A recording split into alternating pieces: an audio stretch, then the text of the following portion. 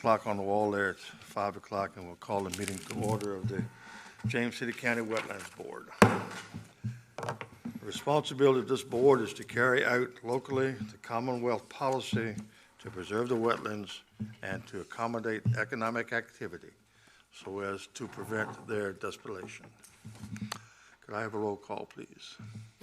Mr. Rodley? Here. Mr. Waltrip? Here. Mr. Gussman? Here. Mr. Lukens? Here. Mr. Apperson? Here. Don't have any questions, minutes, any problems with the minutes? I will stand the minutes approved as read. We'll start off with public hearings, and the first one on the docket tonight is WJPA 19-0012, presented by Mr. Long. Good afternoon, Mr. Chair, members of the board. Trevor Long, James City County Watershed Planner, here to present WJPA-19-0012.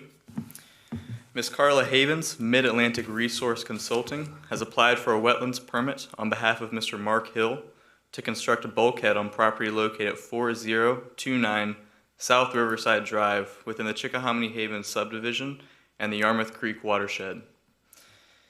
The bulkhead currently existing on the property is dilapidated and no longer effectively protects the shoreline. The applicant has proposed the construction of a new 74 linear foot vinyl bulkhead that is landward of the original bulkhead on the property. Bald cypress knees are present along the original alignment, and it is for this reason the applicant has proposed moving the proposed bulkhead landward. Even though there are no vegetated wetland impacts within this board's jurisdiction, the proposed activity is within the Wetlands Board jurisdiction, as it is proposed within 1.5 times the mean high water mark on property. Therefore, an application for a permit was submitted through the Virginia Marine Resource Commission and processed by the local Wetlands Board. It is for this reason case number WJPA-19-0012 appears before the board tonight. As published in the Virginia Register on July 11, 2005, the revised Wetland Mitigation Compensation Policy and Supplemental Guidelines, Regulation 4 VAC 20-390-10, Virginia, as a Chesapeake Bay program partner, is committed to achieve a no net loss of existing wetlands acreage and function in the signatories' regulatory programs. In order for a proposed project to be authorized to impact wetlands and compensate for the wetland loss in some prescribed manner, the following 3 criteria must be met. That all reasonable mitigative efforts, including alternate setting, which would eliminate or minimize wetland loss or disturbance, must be incorporated in the proposal. The proposal must clearly be water dependent in nature, and the proposal must demonstrate clearly its need to be in the wetlands and its overwhelming public and private benefits. If the proposed project cannot meet one or more of the above criteria, the project must be denied or must occur in areas outside of the wetlands. Should it satisfy all 3 criteria, however, compensation for the wetland loss is required. The sequence of acceptable mitigation options should be as follows: on-site, off-site within the same watershed, mitigation banks in the same watershed, or a payment of an in lieu fee. If compensation is required, it should be a condition of this permit. Staff has reviewed the application against the mitigation policy and finds that this project meets the 3 criteria outlined in the policy, and there will be no net loss of vegetated wetlands for this project. Staff does recommend approval of this application, and should the board wish to approve, staff suggests the following conditions be incorporated into the approval: that the applicant obtain all other necessary local, state, and federal permits required for the project.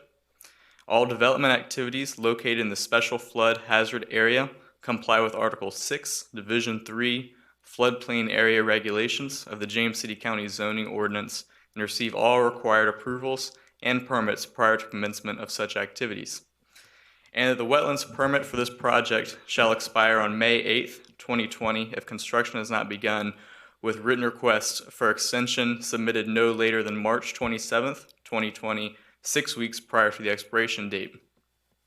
This time I'll divert your attention to the screen for a brief presentation. Again, this is WJPA-19-0012. in 4029 South Riverside, and the applicant request is to construct a bulkhead on property there. A vicinity map showing the property located within the Chickahominy Haven subdivision, and an aerial photograph of the parcel with the proposed bulkhead here and the original dilapidated bulkhead just in front of it. Topography on the site, showing that it's a very flat site, with a slight decrease in topography nearing the water, but overall a very flat lot. Existing site plan as it is and proposed bulkhead, the block wall to be removed, occurring right here in accordance or in conjunction with an existing pier that is also to be replaced. The mean high water coming in right about here with low occurring here. The yellow outline outlines the proposed new bulkhead, which will be just landward of the old bulkhead. Some site photographs. Here are the vegetation, the cypress knees that are current on property. The old bulkhead occurring just here with the separation of uplands and the water here. Again, showing more of the dilapidation and non-existent bulkhead on property, with this white piping here demarking the new structure that is proposed.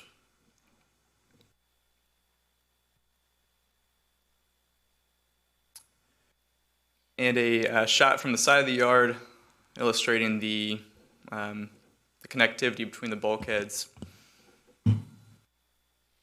Again, staff does recommend approval of this exception request, given that all other necessary federal, state, and local permits are required, that all development in the special flood hazard area comply with Article 6, Division 3 of the floodplain area regulations, and that this wetlands permit expire on May 8th, 2020, with an extension of the permit written no later than March 27th, 2020, 6 weeks prior to the expiration date.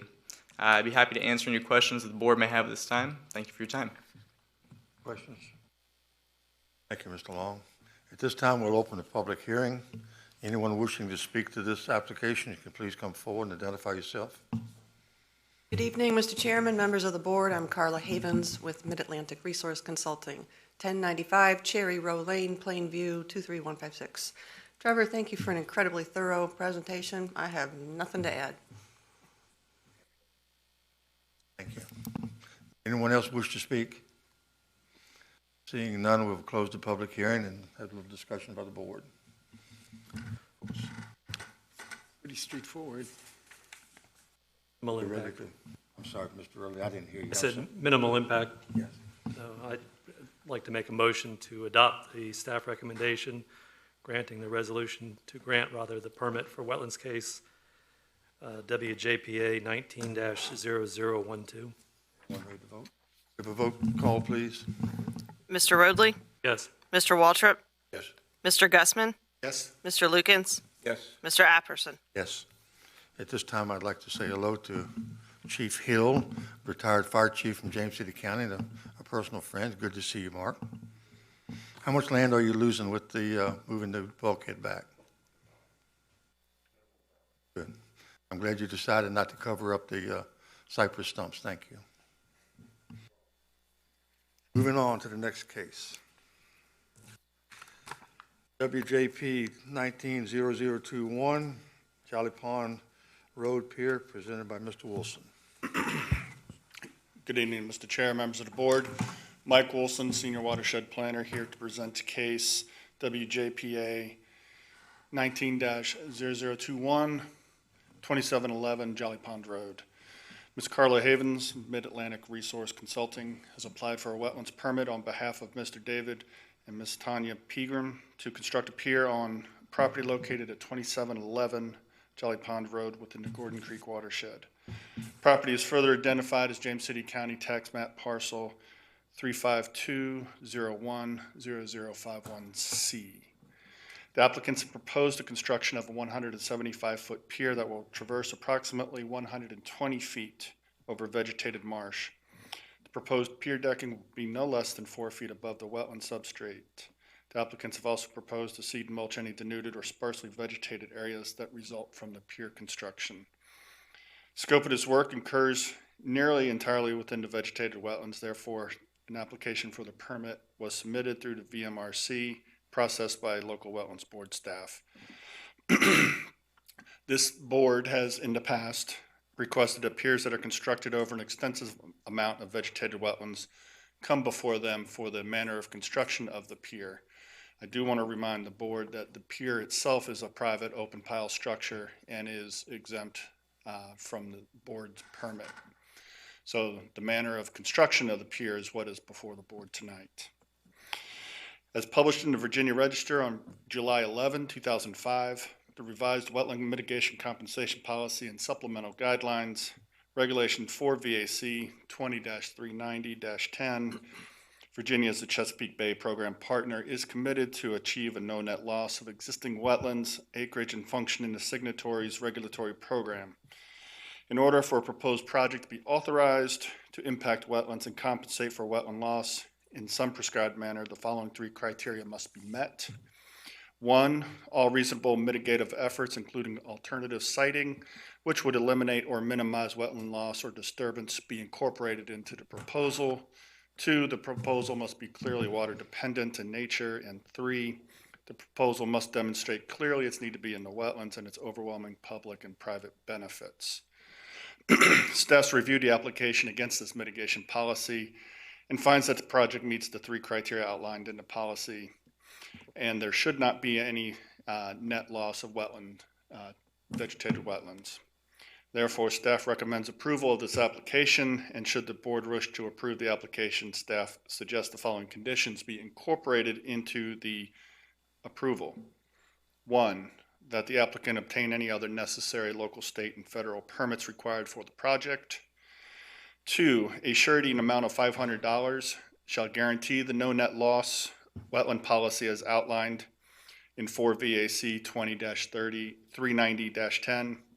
The surety shall be in a form acceptable to the James City County Attorney's Office. A post-construction field visit will be conducted to determine the extent, if any, of wetland impacts. If it is determined that no wetland impacts have occurred, the surety will be returned as soon as possible. If wetland impacts have occurred, then a suitable mitigation plan will be brought before this wetlands board for approval. 3, all development activities located in the special flood hazard area shall comply with Article 6, Division 3, floodplain area regulations of the James City County zoning ordinance and receive all required approvals and permits prior to the commencement of such activities. 4, the wetlands permit for this project shall expire May 8, 2020 if construction has not begun. And 5, if an extension of the permit is needed, a written request shall be submitted to the Stormwater Resource Protection Division no later than March 27, 2020, 6 weeks prior to that expiration date. If I may direct your attention to your monitors. Again, this is WJPA 19-0021 at 2711 Jolly Pond Road. And the applicant's request before the board is to construct a pier over vegetated tidal wetlands, approximately 120 linear feet. The subject parcel directly fronts on or backs up to, depending on which way you look at it, Gordon Creek main stem. From the aerial photograph, you can see there's an extensive marsh at the front of the property. Topography, as it affects this property, is relatively steep slope going down to the water. And floodplain as it affects this property. That's according to the latest U.S. FEMA maps. From the site plan application, Pier would start here, go out approximately 120 feet to the edge of the vegetated wetlands, and then cross into Gordon Creek perpendicular with a boat lift. And the mean low water is approximately here at the edge of the vegetated wetlands. Mean high water would be somewhere at the other edge of the vegetated wetlands. A couple site photographs. The Peltandra is starting to come up here. I'm not sure what the grasses are. This is the approximate area where the pier is going to cross the vegetated wetlands.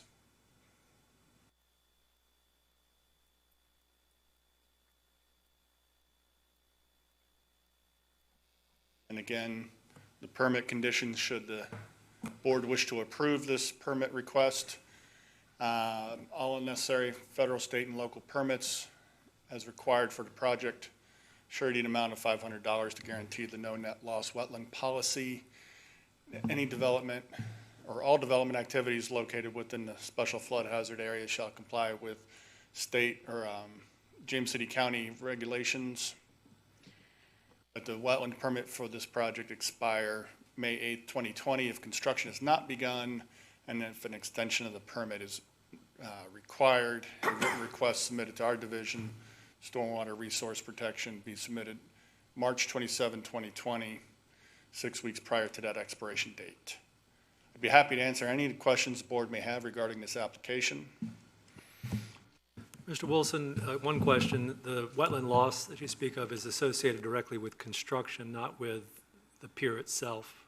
Correct. For instance, Mr. Roadley, if the contractor was to use mats to put the piles in, the area of those mats may or may not be considered an impact post-construction. Anyone else? Thank you, Mr. Wilson. At this time, we'll open the public hearing. Anyone in the audience wishing to speak to this application, please come forward. Carla Havens, Mid-Atlantic Resource Consulting. Thank you, Mike, for a thorough report. I just would like to reiterate that the pier width is only 5 feet wide, so the shading issues shouldn't be an issue. And Wilbur Jordan is the contractor that's most likely going to do the work, and he's done a lot of work over marshes and uses mats, and I think Mike can attest that not a problematic contractor. So if some form of restoration needs to be completed when he's done, that's not an issue. That's not a problem. Thank you. Anyone else wish to speak to this application? If not, we'll close the public hearing and some discussion from the board. I think most of the piers that have been put in that have used mats, that the marshlands have actually come back within a year. I've never really seen any that has been really detrimental to any of them process. They may mash them down, but they do come back. I agree with everything you're saying. We've used mats in many forestry operations, and the year later, I don't think you can even detect where the mats were laid after a healing process. Causes any damage at all that I've seen. We have a motion to affirm or deny. I'll make a motion to adopt the staff recommendation for the resolution to grant the permit for Wetlands Board case WJPA 19-0021 at 2711 Jolly Pond Road. Have a roll call, please. Mr. Roadley? Yes. Mr. Waltrip? Yes. Mr. Gussman? Yes. Mr. Lukens? Yes. Mr. Apperson? Yes, it's granted. Moving on to board considerations, we have a report from Mr. Wilson for memo WJPA 180089. Evening, Mr. Chair. Mr. John. I apologize, I thought I turned that off. That's okay, sir. Mr. John Cox is requesting a one-year extension to WJPA 18-0089, formerly W-20-18, originally granted April 11, 2018, due to the unexpected death of his contractor. Mr. Cox did request the extension in time to meet the approved conditions. However, staff overlooked getting his request to the April meeting. Staff administratively extended the approval to this meeting. Staff concurs with this request with the stipulation that all permit conditions, except for the expiration date, be reauthorized, and then a new date of expiration be May 8th, 2020. Be happy to answer any questions the board may have. Take forward any questions, please? Thank you, sir. Thank you. Do we have to take any action on this, sir? Does the board have to take any action on this? Yes, please. Mr. Chairman, I make a motion to adopt the resolution to grant the permit extension for Wetlands Board Case WJPA 18-0089. Ready to vote? Please, roll call, please. Sure. Mr. Roadley? Yes. Mr. Waltrip? Yes. Mr. Gusman? Yes. Mr. Lukens? Yes. Mr. Apperson? Yes. Thank you. According to my itinerary, that completes the wetlands. Yes, sir. Pardon me, Mr. Chair, but my memory is going. Welcome to the club, sir. I can't remember if we approved the minutes from the April meeting. We did. Okay, Yeah. thank you. No one here had any problems with them, so. Okay. Yeah, they were approved. Yeah, I missed that part. Thank you for the clarification.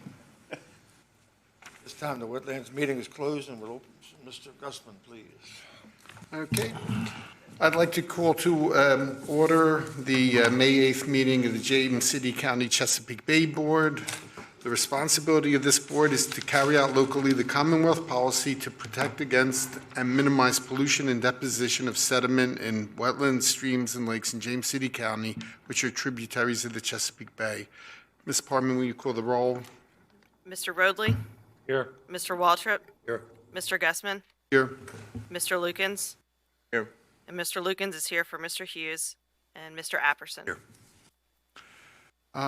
First order of business are the minutes from the April 10th meeting. Any problems with the minutes?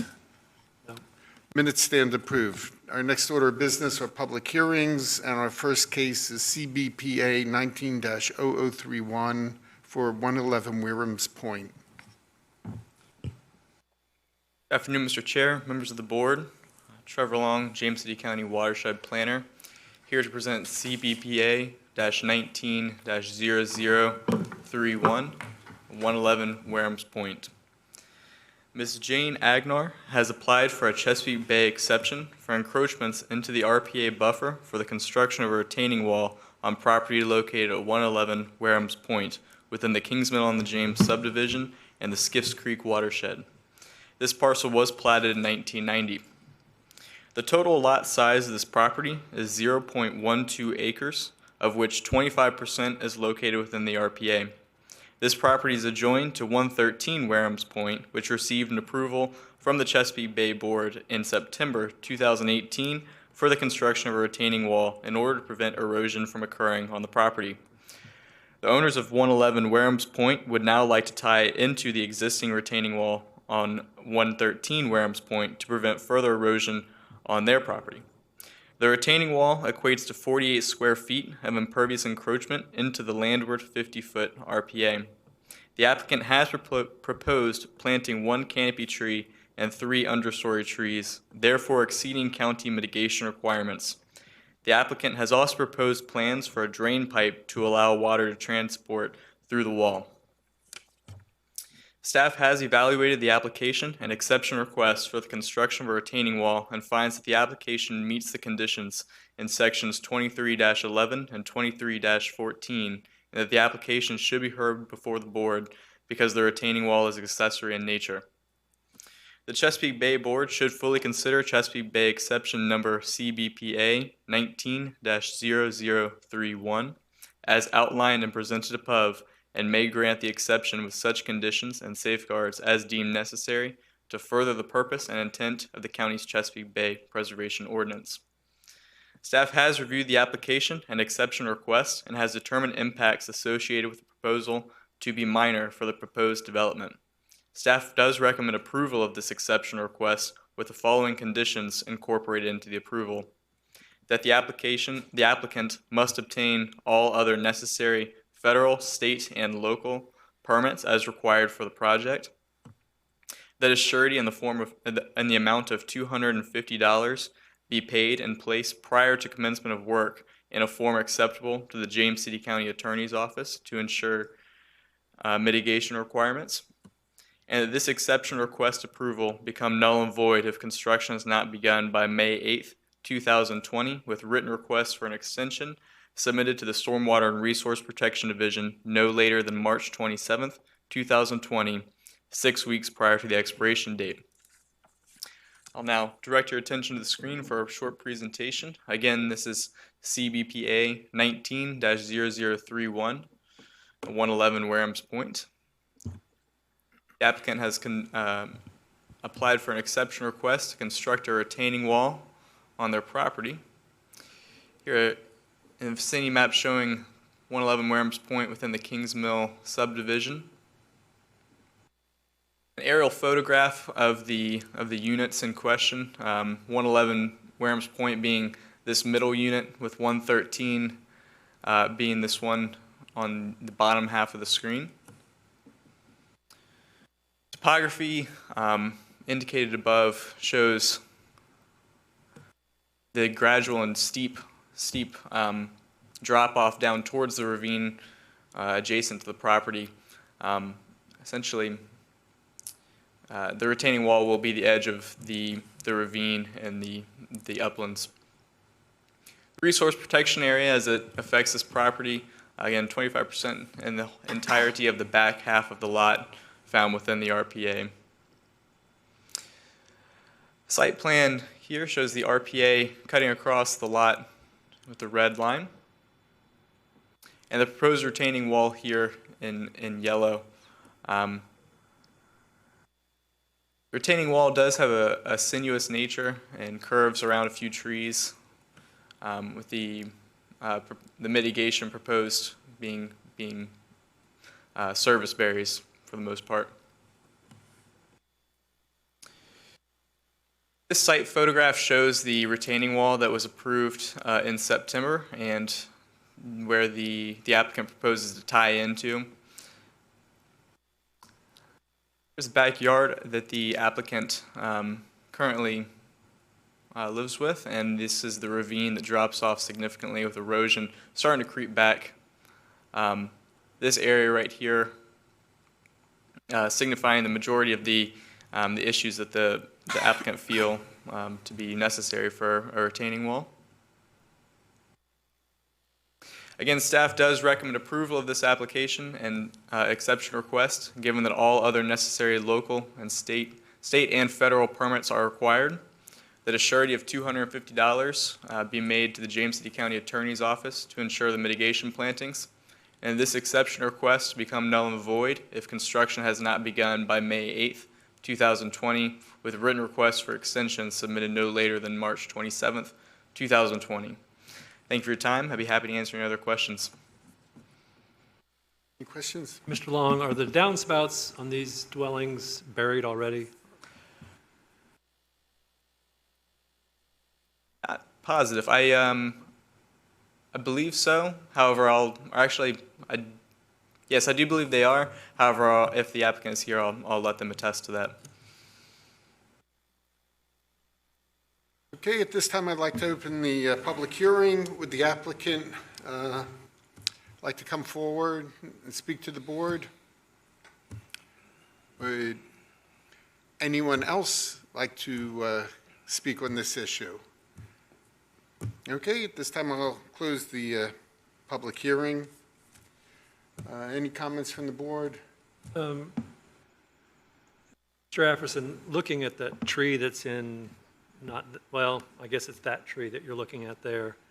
I assume the sinuosity is to avoid direct impacts to that, but they're going to be within the drip line.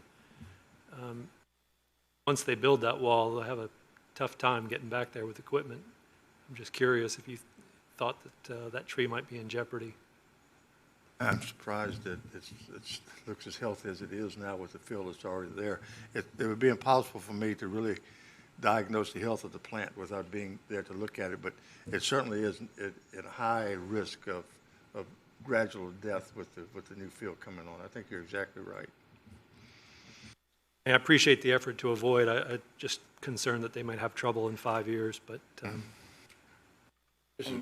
I'm wondering about the lateral discharge runoff into the lot at 109, whether it might be influencing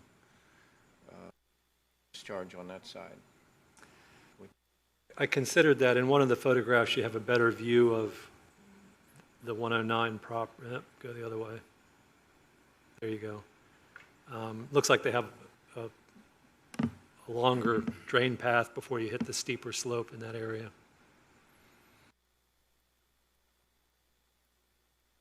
You had some contours in an earlier slide here. Are they? Those may have been pre-construction contours. Some of them come way up into the back of that lot.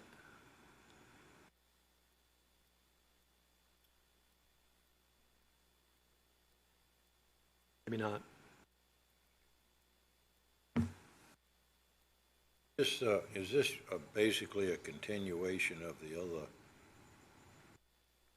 wall that's shown on there, coming around with the new wall?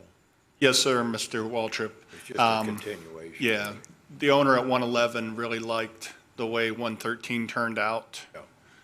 and wanted to continue the It same looks look. like to me they're gonna go in and leave that tree on the outside. Answer that problem that you're concerned with, looks. I appreciated the avoidance. I just was concerned that it might die anyway, and then they have a I think tough that's time a getting valid to it. concern too, because, if you have a bad feeling about it now, then you should take a gamble on the landowner, cost them several $1,000s in 2 or 3 years, when now would be the time to remove it if we had a reason to remove it. I would say marginal would be my guess now without looking at it even closer. And I appreciate their efforts to avoid just bringing their attention to it. The question I asked about the downspouts relates to partially using these retaining structures as infiltration areas if they're appropriately designed. But given that they're already piping that material, that's apparently not the source of the erosion in this case. Okay. Any other comments or discussion? Would someone like to make a motion? Mr. Chairman, I'd like to make a motion that the board vote to approve CBPA 19-0031, 111 Warren's Pond Road retaining wall. Okay, we have a motion to adopt the resolution to grant the exception for Chesapeake Bay Board Case CBPA 19-0031. Ms. Parman, will you call the roll, please? Mr. Roadley, Yes. Mr. Waltrip, Yes. Mr. Gussman, Yes. Mr. Lukens, Yes. Mr. Apperson. Yes. Okay, motion carries and the exception is granted. Our next case is CBPA 19-0035, 106 Loxley Lane.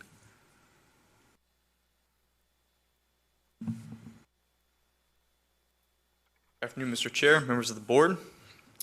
Trevor Long here to present CBPA 19-0035, 106 Loxley Lane.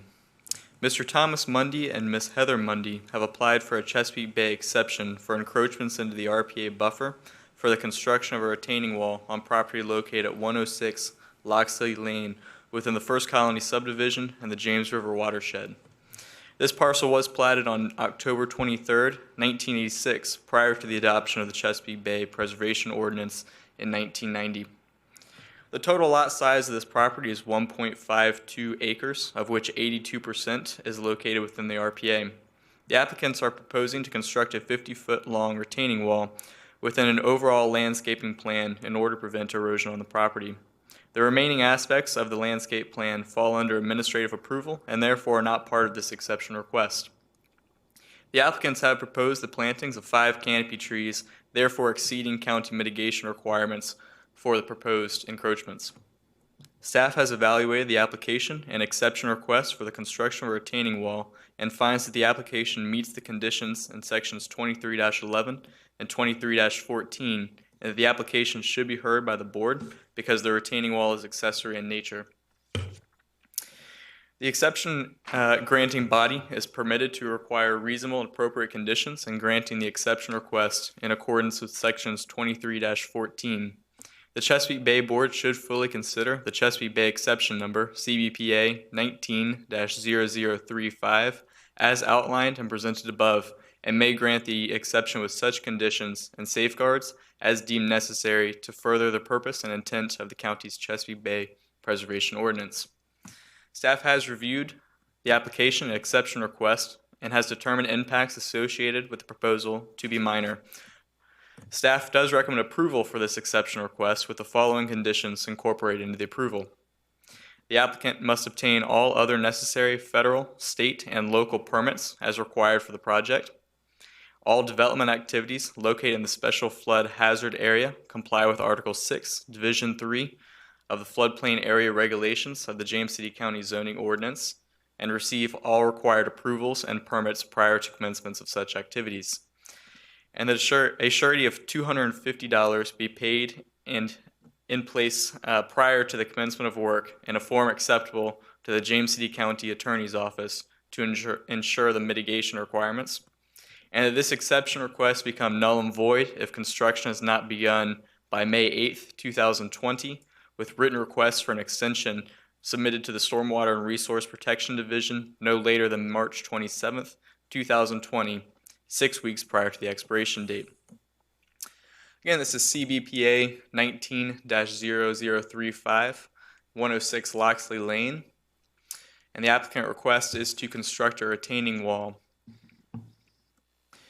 The vicinity map above shows 106 Loxley Lane located within the First Colony subdivision. An aerial photo of the lot. It's a fairly flag-stemmed lot with wetlands occurring in this general vicinity here. As you can see, the topography slopes off fairly drastically surrounding the lot, with the resource protection area encompassing the majority of the lot, with the exception of the driveway. The 100-foot RPA falls here, makes a V on the lot, and the proposed retaining wall just to the side here of the lot, demarking the ravine and the topography. Edge of wetlands surrounds the lot and encompasses the majority of the flag stem. This site photograph shows the area that the applicant proposed to put the retaining wall here at the edge of this sloping ravine, and to come around the air conditioning unit. I believe it is mostly a safety issue. They feel for walking purposes around.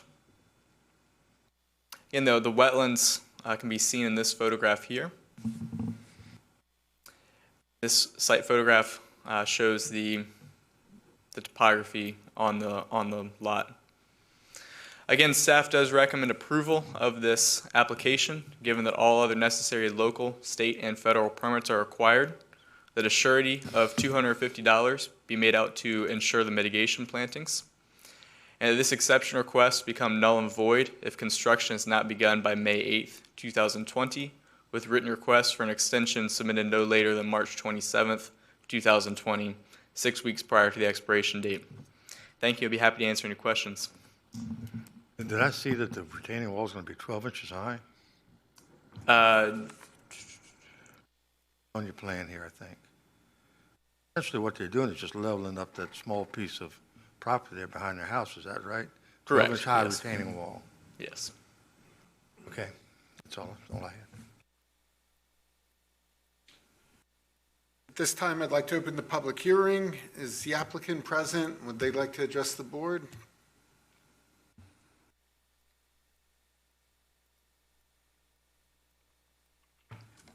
Mr. Chairman, members of the board, Heather Mundy, 106 Loxley Lane. I don't really have anything to add because I think Mr. Long did a good job presenting our case, and that is correct. It would only be 12 inches high above the ground, yes. Any questions for the applicant? Thank you. Thanks for coming out. Would anyone else like to speak on this issue? At this time, I'll close the public hearing. Any discussion from the board? Chairman, I mean, I see a minimal encroachment with a slight erosion issue there. I have no issue with the case. All right, somebody want to make a motion? I'll make a motion that we approve the resolution to grant exception for CB 06 Loxley Lane. Give a roll call, please. Mr. Roadley, Yes. Mr. Waltrip, Yes. Mr. Gussman, Yes? Mr. Lukens, Yes. Mr. Apperson. Yes. Okay, motion carries. You have your exception. Thanks for coming out.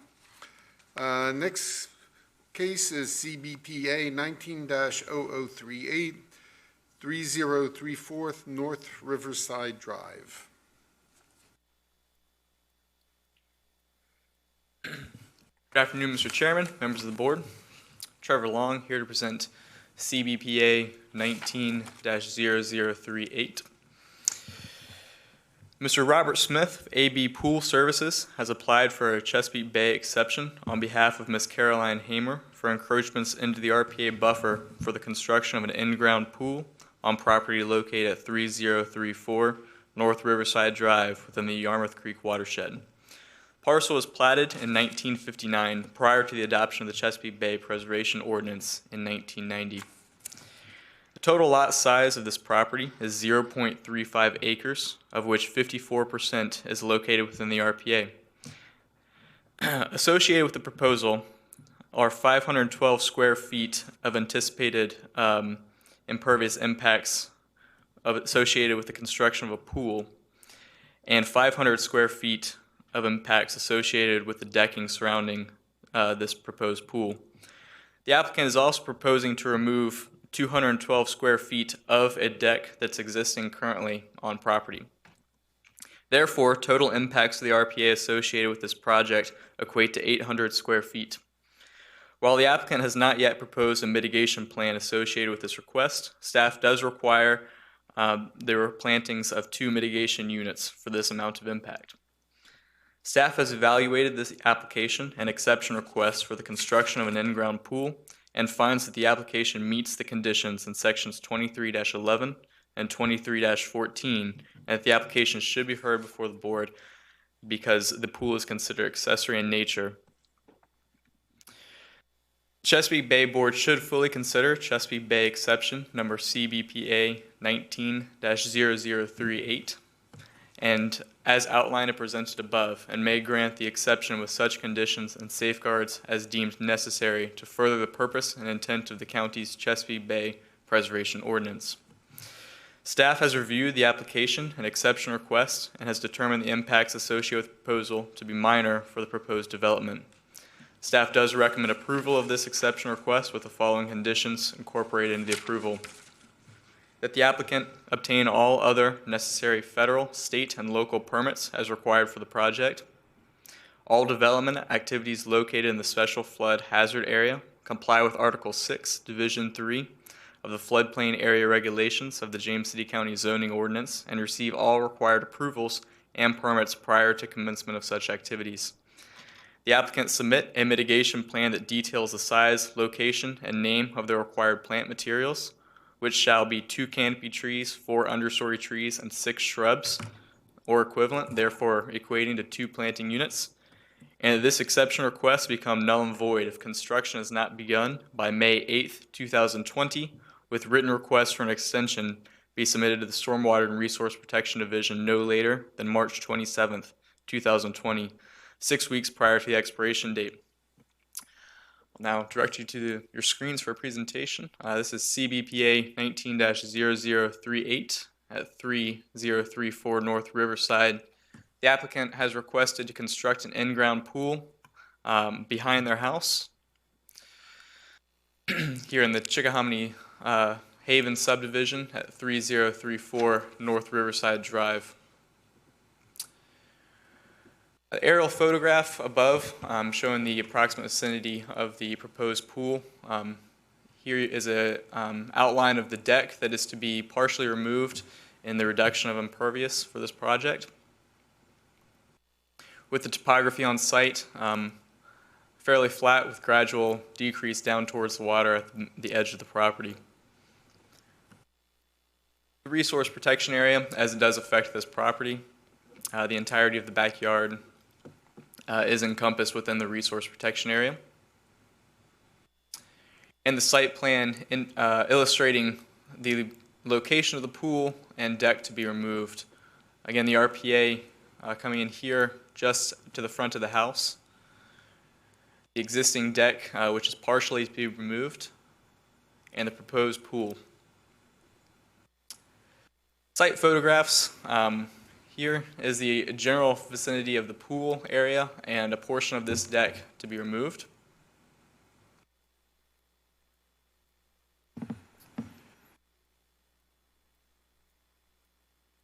Again, staff does recommend approval of this exception request, given that all other necessary local, state, and federal permits are required, that all development activities located within the special flood hazard area comply with floodplain area regulations of James City County, that a mitigation plan and surety of $500 be paid to ensure the mitigation plantings, and that this exception request approval become null and void if construction is not begun by May 8th, 2020, with written request for an extension submitted no later than March 27th, 2020. Be happy to answer any questions you have.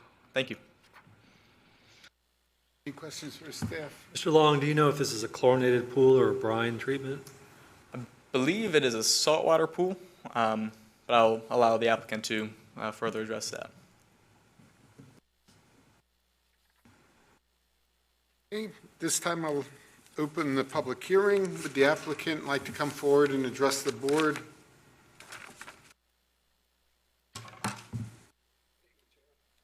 Board, I'm Bobby Smith with AB Pool Services in West Point, Virginia. We'd like to build a pool for Miss West. It is a saltwater pool. That's all we build nowadays. It makes the water a lot better and a lot easier, especially when we're in locations where we're on the water. Thank you. Any other questions for the applicant? It looks like the pool's all going in the backyard, right? Correct. Easily in the backyard. Yes, sir.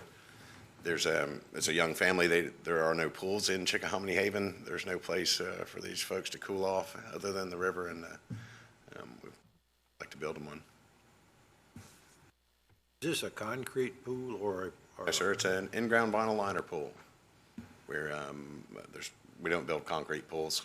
It's one we've been building for about 35 years now. Polymer walled. There's no steel in it anymore. The elevation of the pool, the top of the pool. Yes, sir. In relationship to the creek. Yes, sir. What is the difference?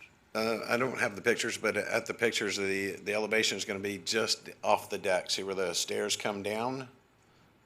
There in the middle, that's going to be the top of the pool and into the flat yard, so we actually won't get to where the part slopes down, where the yard actually slopes down into the water. It's going to be in the flat area of that yard. If I'm answering your question correctly. The reason why I was asking, in the flooding, when you have flooding up there, it doesn't come over the pool. Yes, sir, I don't believe it does. I can't recall where the floodplain came in. Picture, but I think part of what mitigates that it is a saltwater pool, so that we won't be discharging any harmful chemicals or toxins into it. I was just talking about it overflow if you had a hurricane. Hopefully, if that water gets up that high, there's going to be a lot more trouble than that swimming I'm sure pool. it would be, yeah. Answer my question. Yes, sir. Mr. Waltrip, if I may answer your question. The ground elevation near the steps on the deck is elevation 10, mean sea level. Floodplain elevation is elevation 7. And Mr. Smith indicated that the top of the pool was going to be near the top elevation of the deck, if I understood him correctly. So It would only flood in a very, very extreme event. And it is outside of the That answered my floodplain. question, yeah. Thank you. And let's see, and you will turn in a mitigation, plantings. Absolutely. We just need to confer with our customers on what kind of plants they want to put in. We've already discussed this with them, that in that whole area, they've already begun planting just on their own. But we will meet the mitigation requirements and probably some more to pretty it up between there and the water. Okay. Any other questions for the applicant?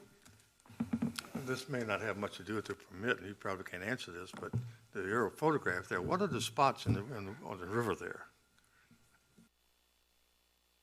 Sir? You see the picture I'm talking about? On my screen here, my computer screen, it looks like the river is colonized by some kind of, I don't know what it is, some dots or something. Does anybody else see that on their screen? Mr. What is Apperson, that? I can answer that question, Mr. I Apperson. wish somebody would. That is just the reflection of the sun during the time of day that the photograph was taken. Thank you. It is a little bit odd and disconcerting sometimes looking at that. Thank you. Okay, thank you. Thank you. Would anyone else like to speak on this issue? At this time, I'll close the public hearing. Any discussion from the board? Okay, would somebody like to make a motion? I'll move to adopt the resolution to grant the exception for Chesapeake Bay Board case number CBPA-19-0038 at 3034 North Riverside Drive. Ms. Parman, would you call the roll, please? Mr. Roadley, Yes. Mr. Waltrip, Yes. Mr. Gussman, Yes. Mr. Lukens, Yes. Mr. Apperson. Yes. Okay, motion carries. The exception is granted. Our next case sounds familiar. CBPA 19-0040, the 7-Eleven at Quarter Path, the access drive. Mr. Chairman, I will be abstaining from this. Yes, Mr. Chairman, this application should be familiar to those members of the board who heard this last year.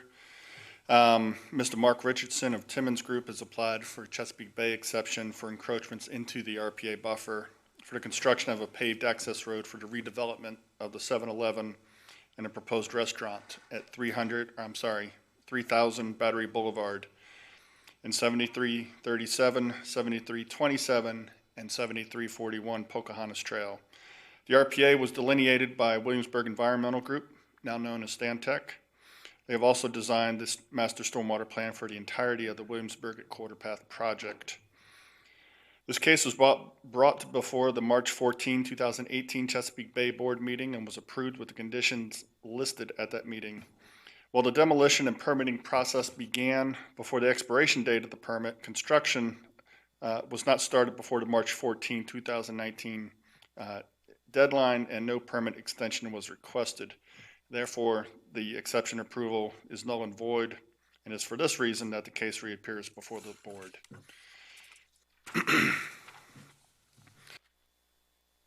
The site does have several unique design constraints, including specific requirements from the Virginia Department of Transportation. The entry off of Battery Boulevard must be at least 300 feet from the existing intersection of Battery Boulevard and Pocahontas Trail. This puts the entrance drive from Battery Boulevard immediately adjacent to the RPA. The entrance drive curves in towards the project site to run parallel to the RPA to the greatest extent practicable. There are approximately 2,400 square feet of impervious cover impacts to the RPA. The total disturbance to the RPA is 9,750 square feet, including the fill slope for the entrance road and a combined stormwater outfall between the 7-Eleven and the proposed restaurant properties. The proposed mitigation for these impacts is to replant the disturbed fill slope with 19 planting units and provide the county a natural open space easement. Typical mitigation for a project such as this is to replant those areas that can be restored and to provide the county a natural open space easement equal to twice the disturbed RPA area. Staff's evaluated the application and the exception request for the construction of the paved access road and finds that the application has met the conditions in sections 2311 and 2314, and that the application should be heard before the board because the paved access road does not cross the RPA in a perpendicular fashion. Therefore, the request must be considered by the board following a public hearing. Staff's reviewed the application and the exception request and has determined that the impacts associated with the proposal to be moderate for the proposed development. Staff does recommend approval of the exception request, and should the board wish to approve, staff recommends the following conditions be incorporated into that approval. The applicant must obtain any other necessary federal, state, and local permits as required for the project. The natural open space easement shall also include the remaining undisturbed RPA. A surety of $5,000 is required in a form acceptable to the county attorney's office to guarantee the mitigation plantings and the natural open space easement. The exception request shall become null and void if construction is not begun by May 8th, 2020, and if an extension of the permit is requested, it should be submitted to the Stormwater Resource Protection Division no later than March 27th, 2020, 6 weeks prior to that expiration date. Again, this is case CBPA 19-0040, the 711 at Quarter Path. And their request is to construct a paved access drive to access the back portion of the property off of Battery Boulevard. The subject parcels are shown here off of Pocahontas Trail. Battery Boulevard comes in. This is all City of Williamsburg property currently under construction.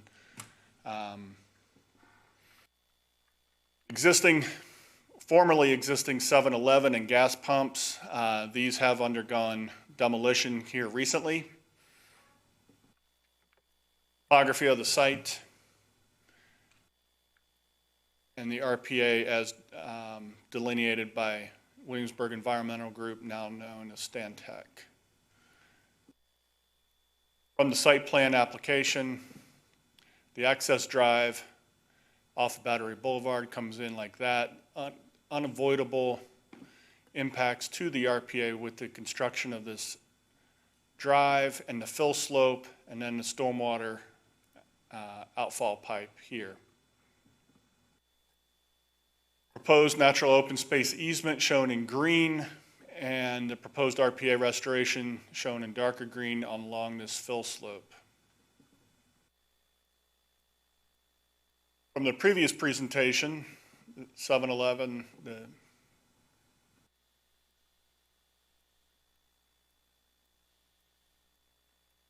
the 7-Eleven and the gas pumps.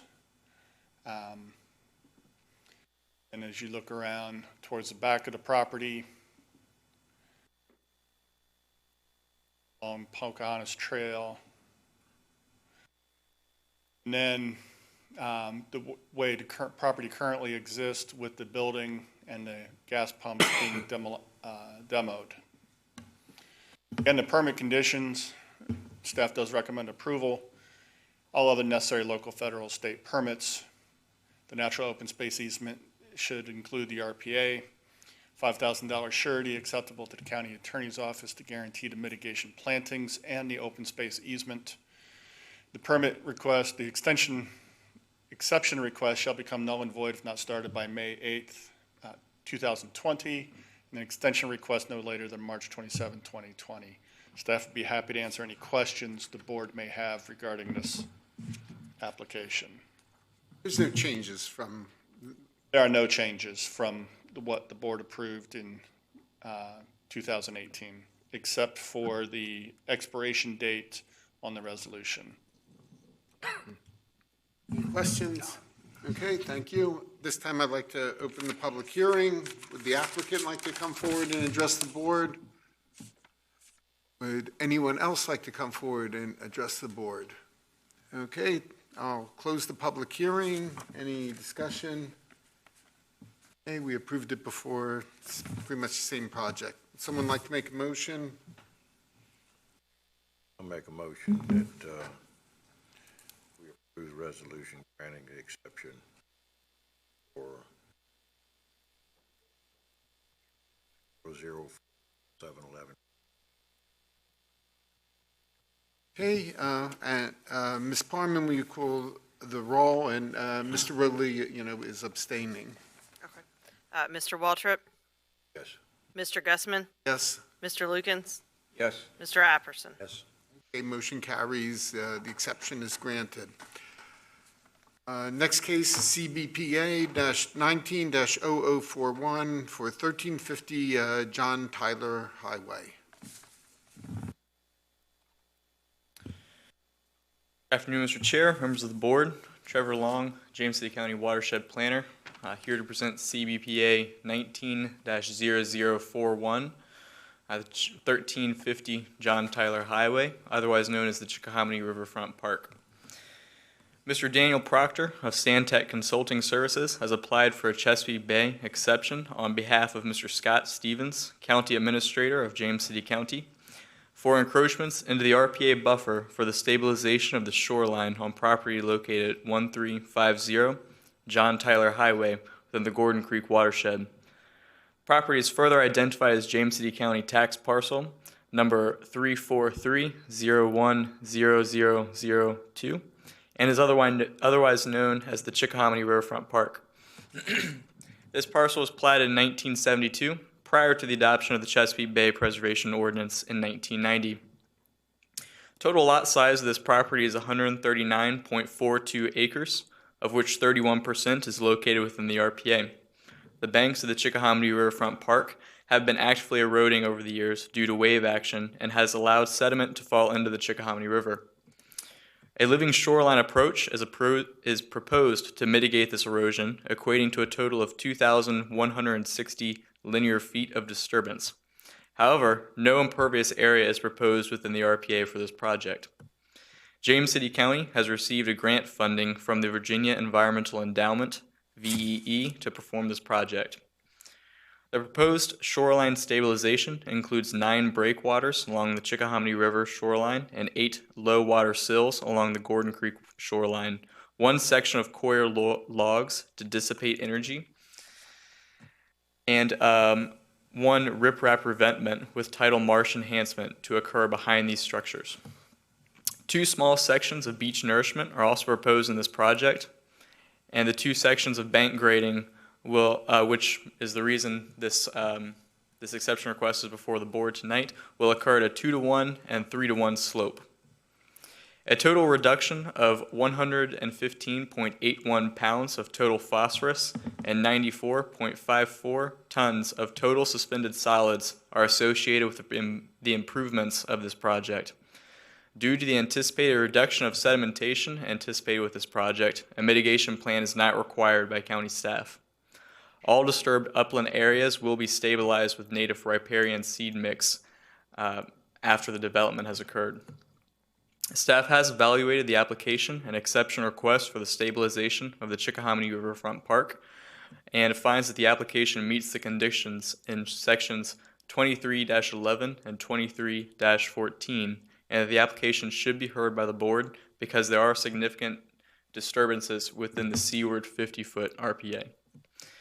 The exception granting body is permitted to require reasonable and appropriate conditions in granting the exception request in accordance with Section 23-14. The Chesapeake Bay Board should fully consider Chesapeake Bay exception number CBPA 19-0041 as outlined and presented above, and may grant the exception with such conditions and safeguards as deemed necessary to further the purpose and intent of the county's Chesapeake Bay Preservation Ordinance. Staff has reviewed the application and exception request and has determined impacts associated with the proposal to be major for this proposed development.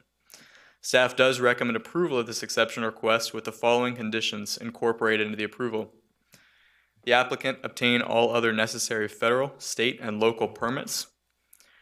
All development activities located in the Special Flood Hazard Area comply with Article 6, Division 3 of the Floodplain Area Regulations of the James City County Zoning Ordinance and receive all required approvals and permits prior to commencement of such activities. And that this exception request become null and void if construction has not begun by May 8th, 2021, with written request for an extension submitted to the Stormwater and Resource Protection Division no later than March 27th, 2021, 6 weeks prior to the expiration date. I'll direct your attention to your screens for a brief presentation. Again, this is CBPA 19-0041, 1350 John Tyler Highway, for the stabilization of the shoreline on property at the Chickahominy Riverfront Park. The vicinity map above showing the property, again, it's a campground that leads into the Chickahominy River and Gordon Creek. An aerial photograph of the park. The topography indicating a fairly flat park, except for the shoreline, which is fairly steep and has been eroding over the past years, and along the Chickahominy and also the Gordon Creek sides, with floodplain impacting portions of this shoreline. The resource protection area as it affects this property. And the site plane indicating the 100-foot RPA in the project area is demarked in black dots, with the red being the RPA here and here. Over here we have Polystrine forest limits that are located within the project area, and Polystrine scrub wetlands as well. We have a small patch of emergent wetland that's in the area along the Chickahominy River. This is the site plan for the bank grading and associated shoreline stabilization along the Chickahominy Riverfront Park, or I'm sorry, the Chickahominy River portion of the project. The proposed bank grading here in gray, and the proposed rock sills coming outwards here, and the sandy beach areas illustrated in yellow. Proposed breakwaters, and the proposed marsh enhancement. These portions of the project are really just background material for the board. This site plan shows the Gordon Creek portion of the shoreline stabilization, with the marsh enhancement here again in green, the bank grading here in gray, proposed rock sills that are being put in place, and the proposed coir log marsh. Over site photographs, this is Gordon's Creek along the bank that is proposed to be graded back, showing all the way down to Gordon's Creek with mouth of Chickahominy here. These red buoys are from an Ironman triathlon that occurred this past weekend. This is a site photograph looking out into the Chickahominy River from the shoreline adjacent to the river,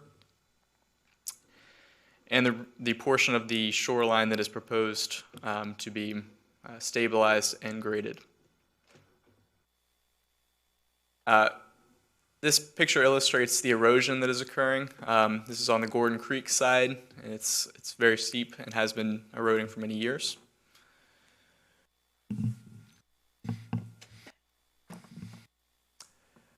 Same thing happening across the way on the Chickahominy River side as well. The park has tried to keep personnel out of these areas by fencing them off and putting up signs as well to decrease the amount of foot traffic that could be adding to the erosion.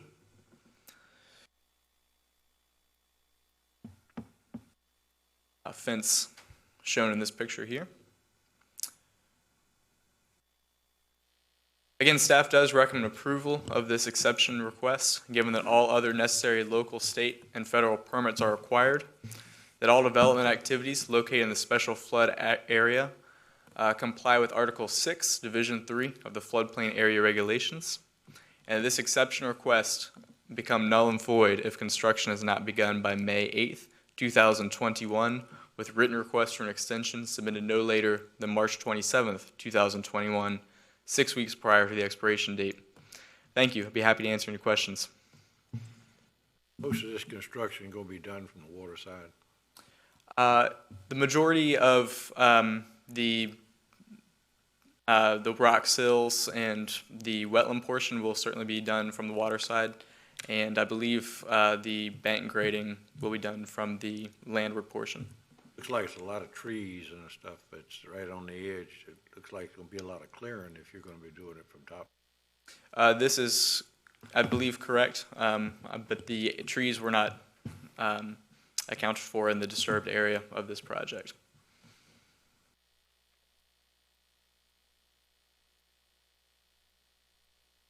Questions? Okay. At this time, I'll open the public hearing and ask the applicant to come forward.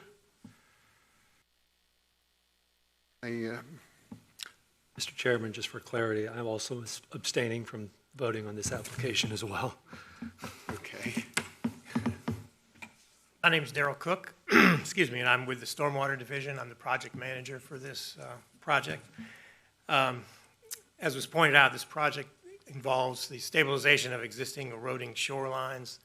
The stabilizing of their shorelines will result in significant reductions in sedimentation, excuse me, and nutrients that are currently being deposited into the Chickahominy River and Gordon Creek. The numbers are significant enough that the Virginia Environmental Endowment awarded the project a $781,900 grant. And this is part of the James River Water Quality Improvement Fund, which was set up as part of the Dominion Energy settlement or permitting process for the lines across the river.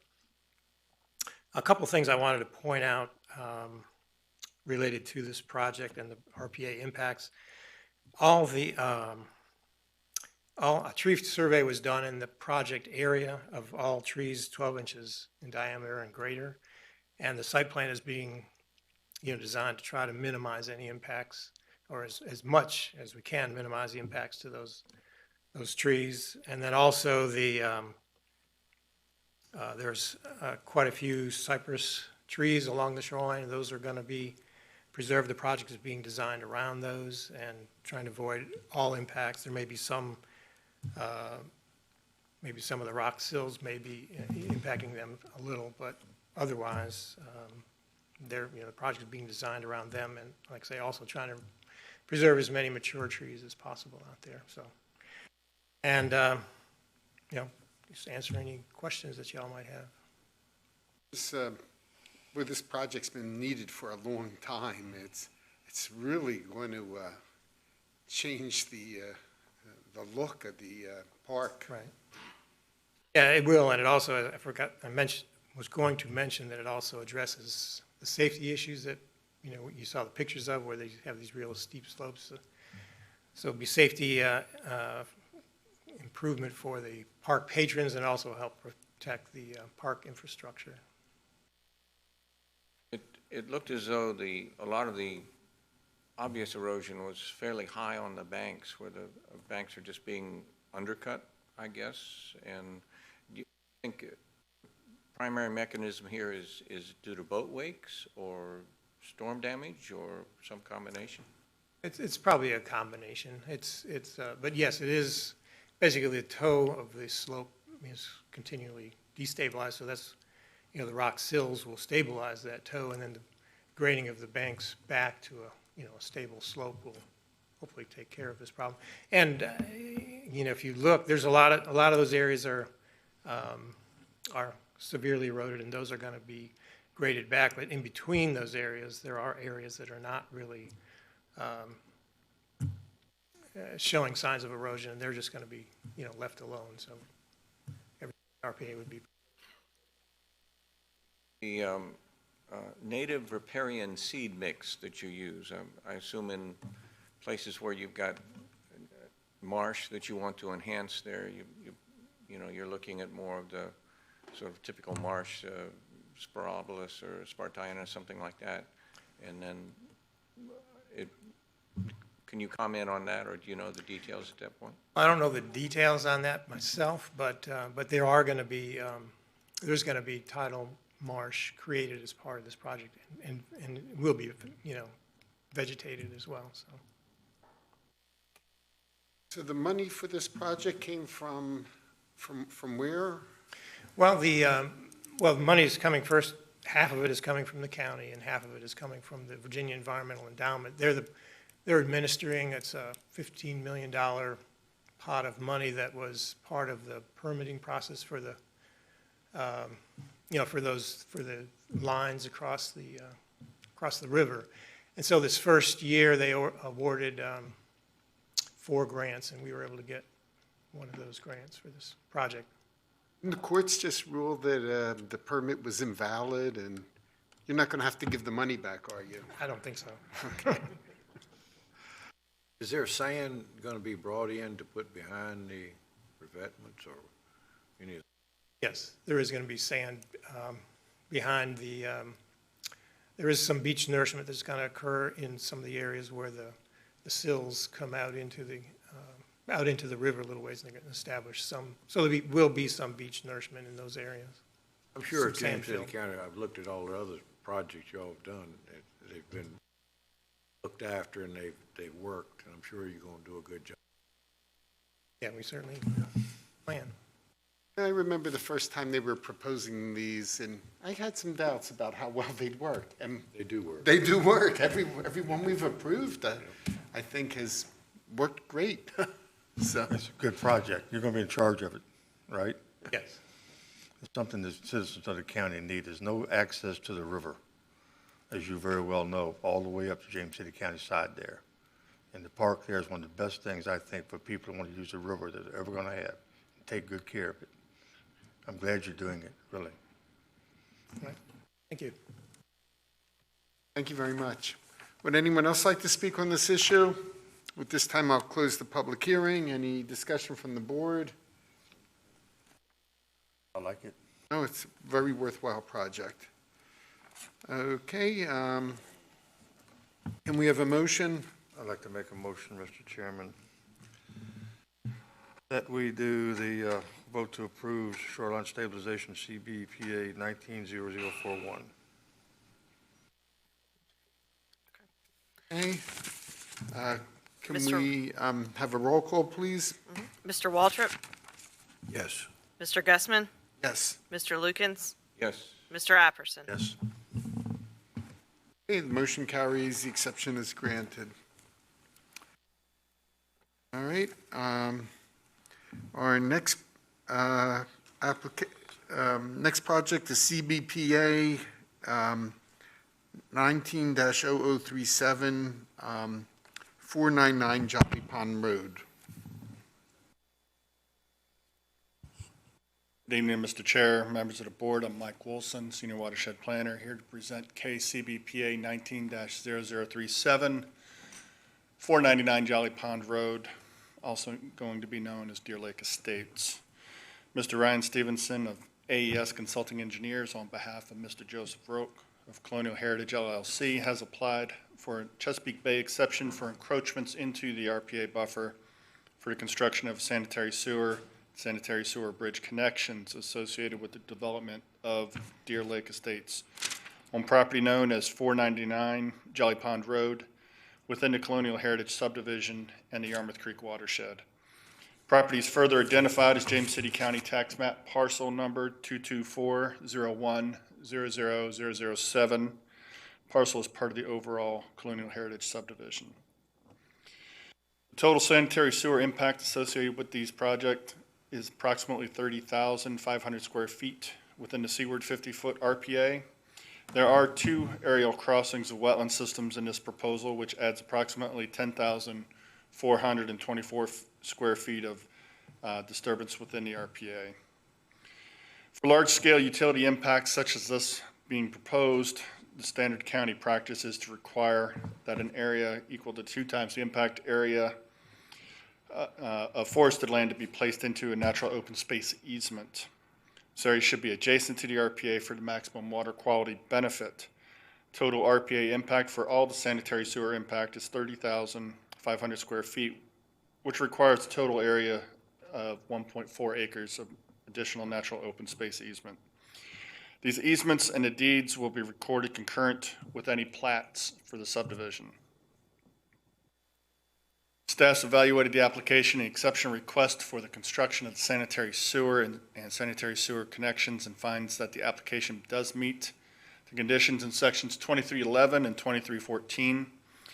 The application should be heard before the board because the sanitary sewer impacts are not water dependent.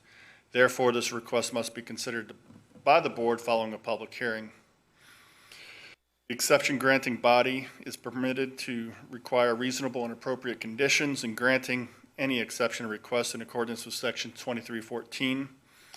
The Chesapeake Bay Board should fully consider the exception of CBPA 19-0037 as outlined and presented and may grant the exception with such conditions and safeguards as deemed necessary to further the purpose and intent of the county's Chesapeake Bay Preservation Ordinance. Staff's reviewed the application and the exception requested and has determined that the impacts associated with the proposal to be moderate for the proposed development. Staff does recommend approval of the exception request, and should the board wish to approve, staff recommends that the following conditions be incorporated into that approval. That the applicant obtain any other necessary federal, state, and local permits and permissions as required for the project. A surety of $5,000 be required in a form acceptable to the county attorney's office to guarantee the dedication of the natural open space deed and easement. The exception request approval shall become null and void should construction not begin by May 8th, 2020, and written request for an extension to the exception shall be submitted to the Stormwater and Resource Protection Division no later than March 27, 2020, 6 weeks prior to that expiration date. And if I may direct your attention to your monitors, this is case CBPA 19-0037, Deer Lake Estates, Colonial Heritage. And their request is to construct sanitary sewer and sanitary sewer bridge connections for the Deer Lake Estates project. Vicinity map of the 499 Jolly Pond Road is outlined here in blue. This is Deer Lake. As we zoom in on the aerial photograph, this is a section of Colonial Heritage currently under construction. Deer Lake with the embankment here. Topography as it affects this project. And the RPA as it affects the project as well. From the site plan proposal, RPA is outlined in red here, and then the entirety of this is a wetland system. And then the sanitary sewer connection is in yellow. This area here and here are sanitary sewer bridges. This sanitary sewer will be underground. There'll be a 20-foot easement, essentially a 30-foot easement in this location to allow for future maintenance activities to occur by the James City Service Authority.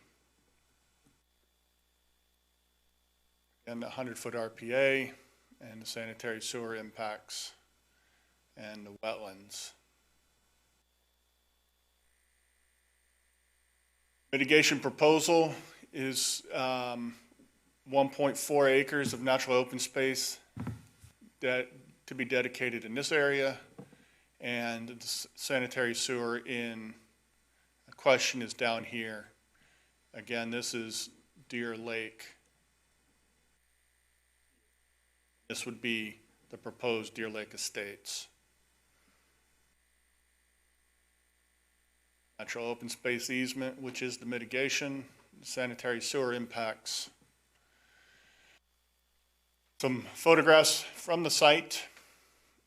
The Deer Lake is off to your left.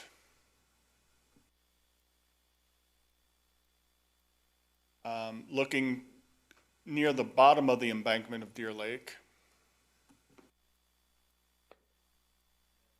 The other way, Deer Lake in this picture is off to the right.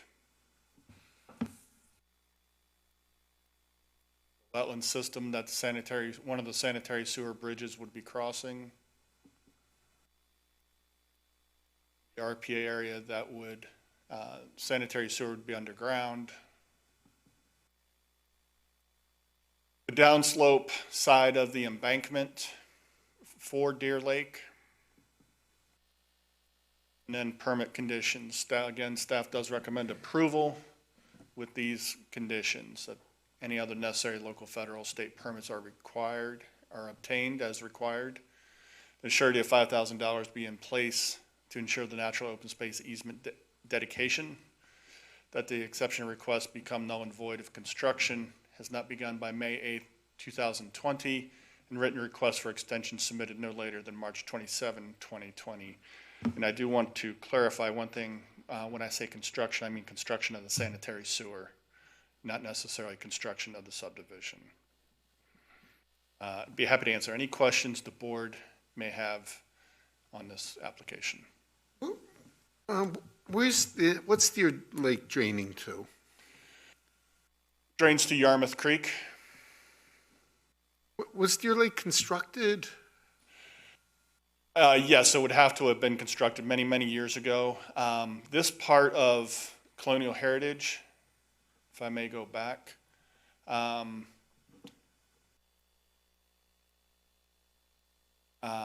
this used to be known as the Boy Scout property.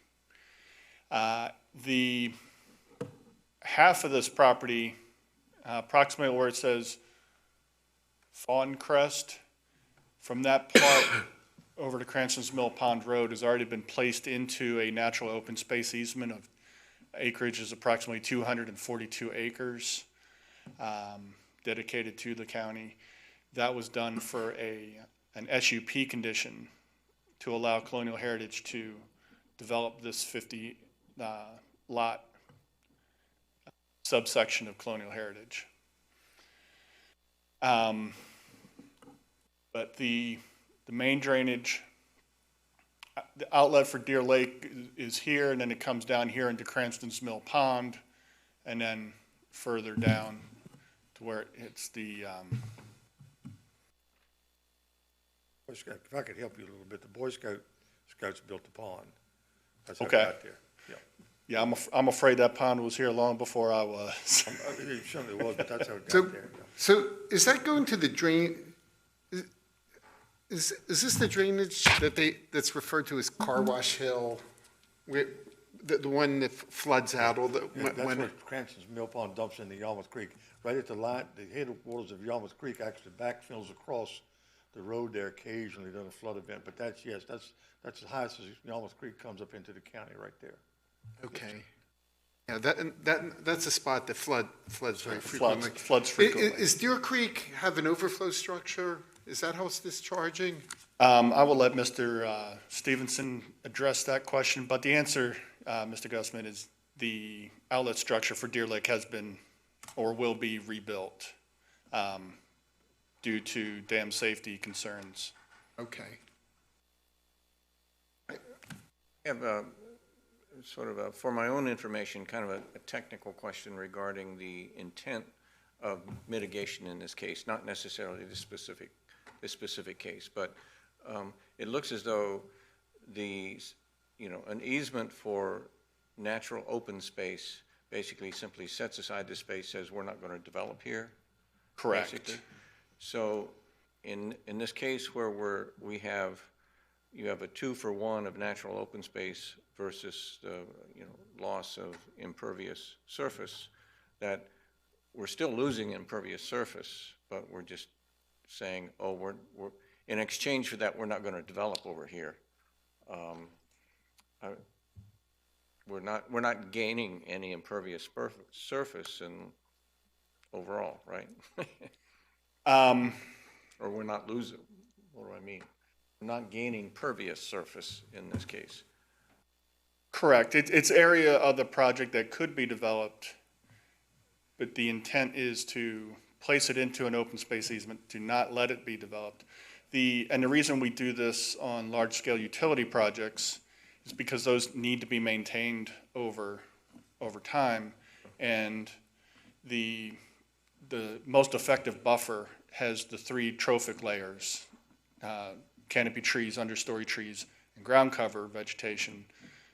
Once you start putting sanitary sewer easements and other easements, they're perpetually mowed, and so you're losing that part of that ability of the buffer. So the intent was to offset that Yeah. with additional buffer. You'll still have sort of a thin layer of Correct. water absorption, but it sort of affects the hydrology within that local area. Correct. Any other questions? Wilson, is this a gravity line or a force main? Just I'm going to curious. defer that one to I believe it's gravity, but I'm going to defer that to Mr. Stevenson. Okay, thank you. This time I'll open the public hearing. Would the applicant like to come forward and address the board?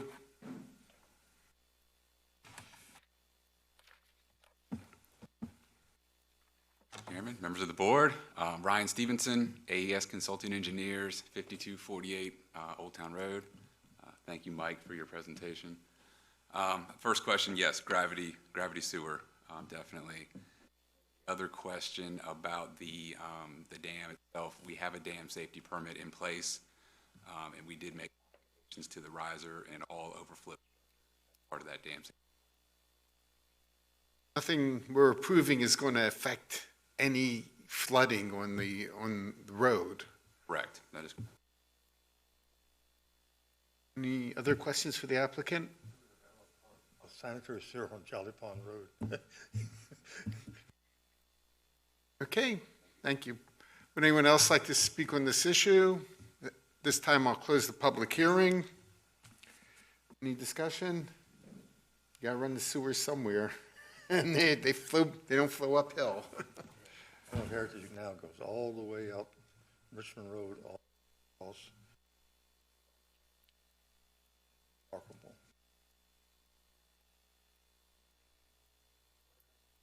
Okay, can we have someone want to make a motion? Mr. Chairman, I make a motion to adopt the resolution to grant the exception for Chesapeake Bay Board case CBPA 19-0037. Parman, would you call the roll, please? Mr. Roadley? Yes. Mr. Waltrip? Yes. Mr. Gussman? Yes. Mr. Lukens? Yes. Mr. Apperson? Okay, motion carries, the exception is granted. Moving right along, our next case is CBPA 19-0033, 221 Bircher Court.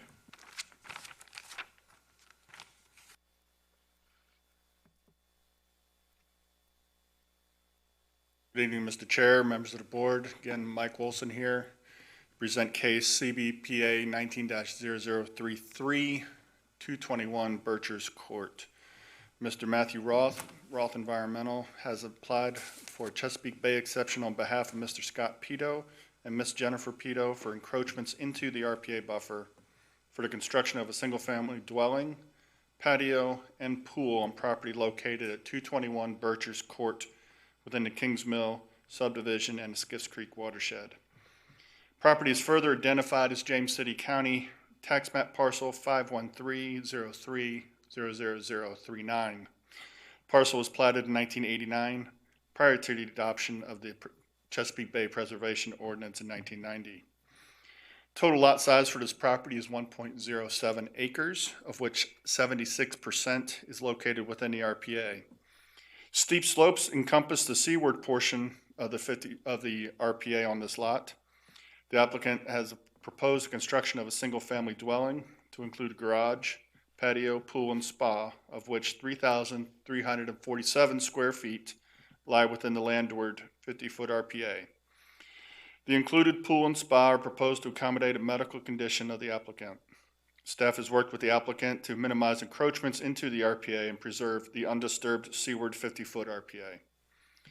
A variety of attempts to reposition the house and petitions to the Kingsmill Community Services Association to encroach into the side yard setback have resulted in a reduction of impervious area within the RPA. The applicant has proposed the construction of bioretention and a micro bioretention area in order to treat runoff from some of the impervious area.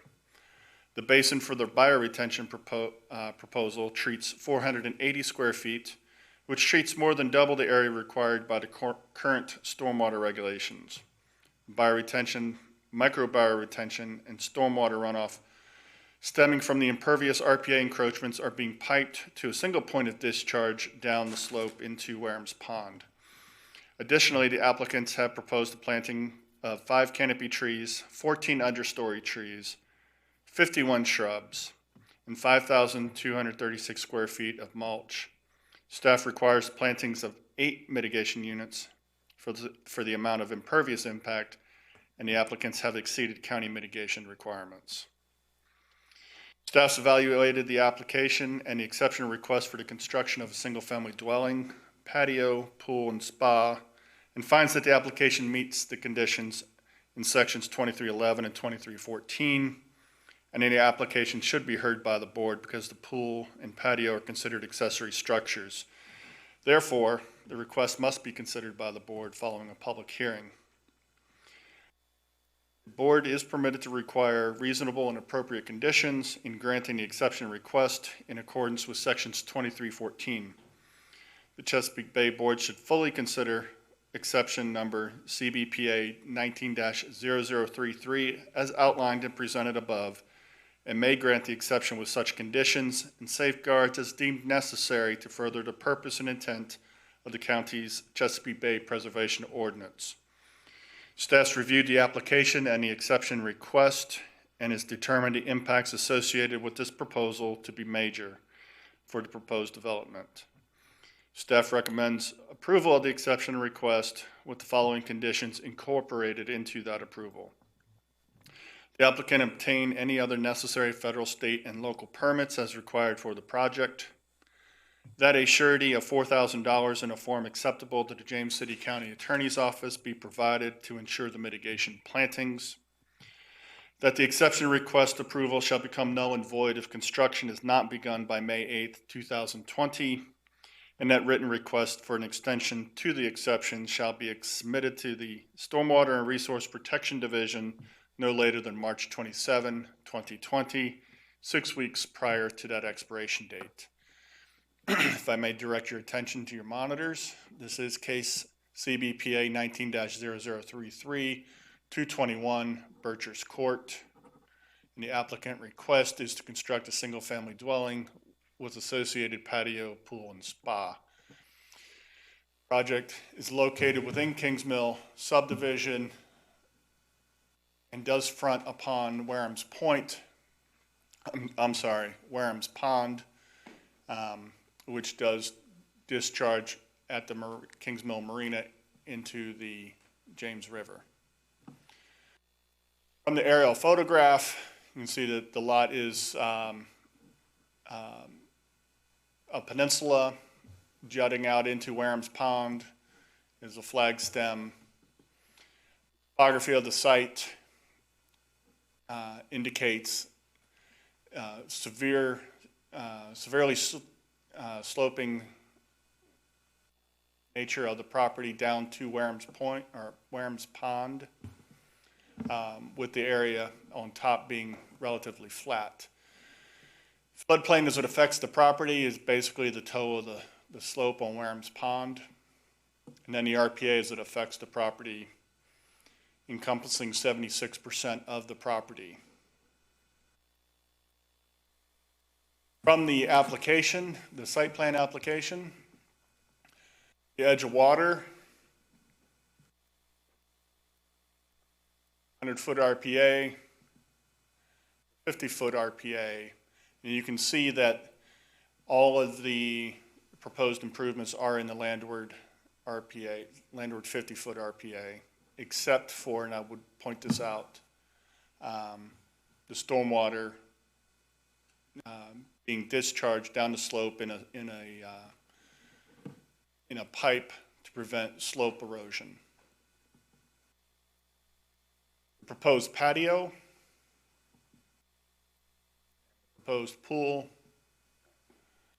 and proposed house encroachments here.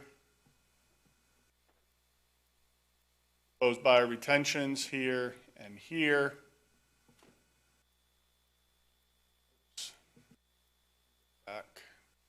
I would like to point out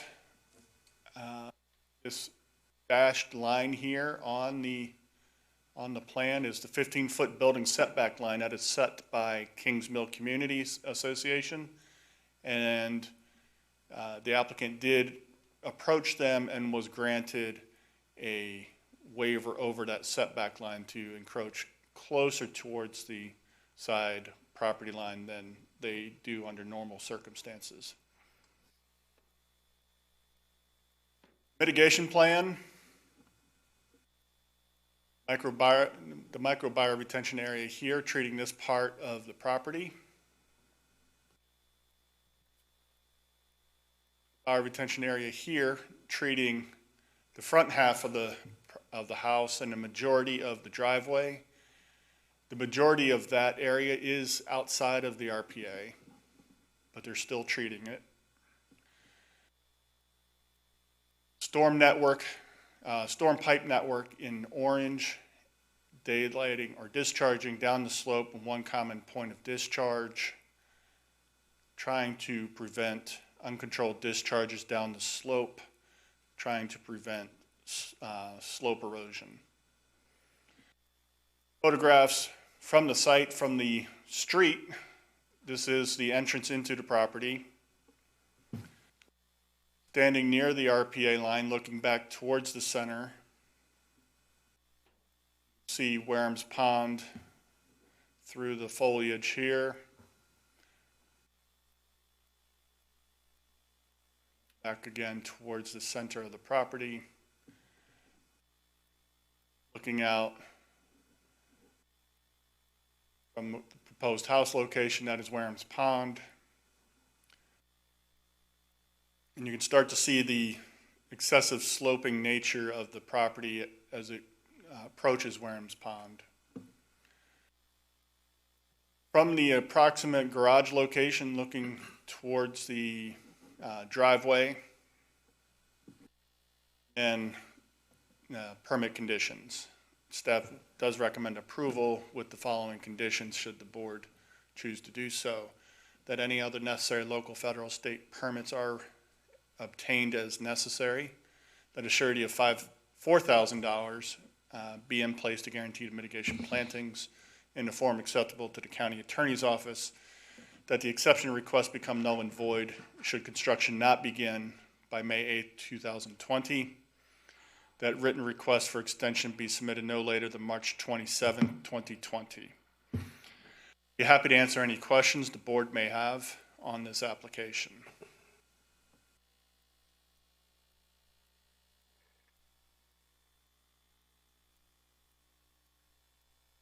Like a lot of work has been done already, position. Have to go and get variance. Well, that, Please, go right ahead. I'm sorry if I, can you go over the water flow again? What's going to pick up the flow from where? Certainly. The microbiome retention area here would discharge into a pipe here. I believe this is connected to a downspout from the roof. This would be the same, either a downspout from the roof or a patio inlet drain. Same here and here. All that water is going this way, a pipe. This bioretention area would overflow into this pipe. There'd be an inlet here, pick up this drainage. And then all of that combined drainage goes down the slope in a pipe system down to the water. And that would, trying to prevent this slope or any of the slope out there from eroding from uncontrolled additional impervious cover runoff. I'm just a little concerned. I mean, this is a lot of paved area draining. What's going to control the velocity of that water coming out? Out at the outfall? Yeah. Do believe the outfall is proposed with a stilling basin, riprap outlet protection, and it may even be submerged, so So the impact of the velocity of the water coming down the slope in the pipe when it hits the normal pool of Wareham's Pond would effectively prevent that from eroding the outfall. What I'm sort of missing, and it's probably me, it's when it rains real hard, you get a real heavy rain, water goes into the bioretention basins. Are they, like, what's the capacity of them? Are they going to, are we going to have a huge amount of water coming off of this in a heavy rainfall event, or is it, going to soak into these basins, or how? I'll let the applicant Okay. address that concern. Okay, I'm going to need a better explanation of that, how that all works. Are there any other questions for the staff? Sort of related there is, do you know the intended driveway construction? Is it paved or an impervious structure? I'm guessing it'll be some sort of concrete, maybe exposed aggregate. But I would defer that question also to the applicant. Thank you. Okay, at this time, go ahead. What size pipe does it graduate? I don't believe the storm network has been sized yet. Okay, any other questions for the staff? All right, at this time, I'll open the public hearing. Would the applicant like to come forward?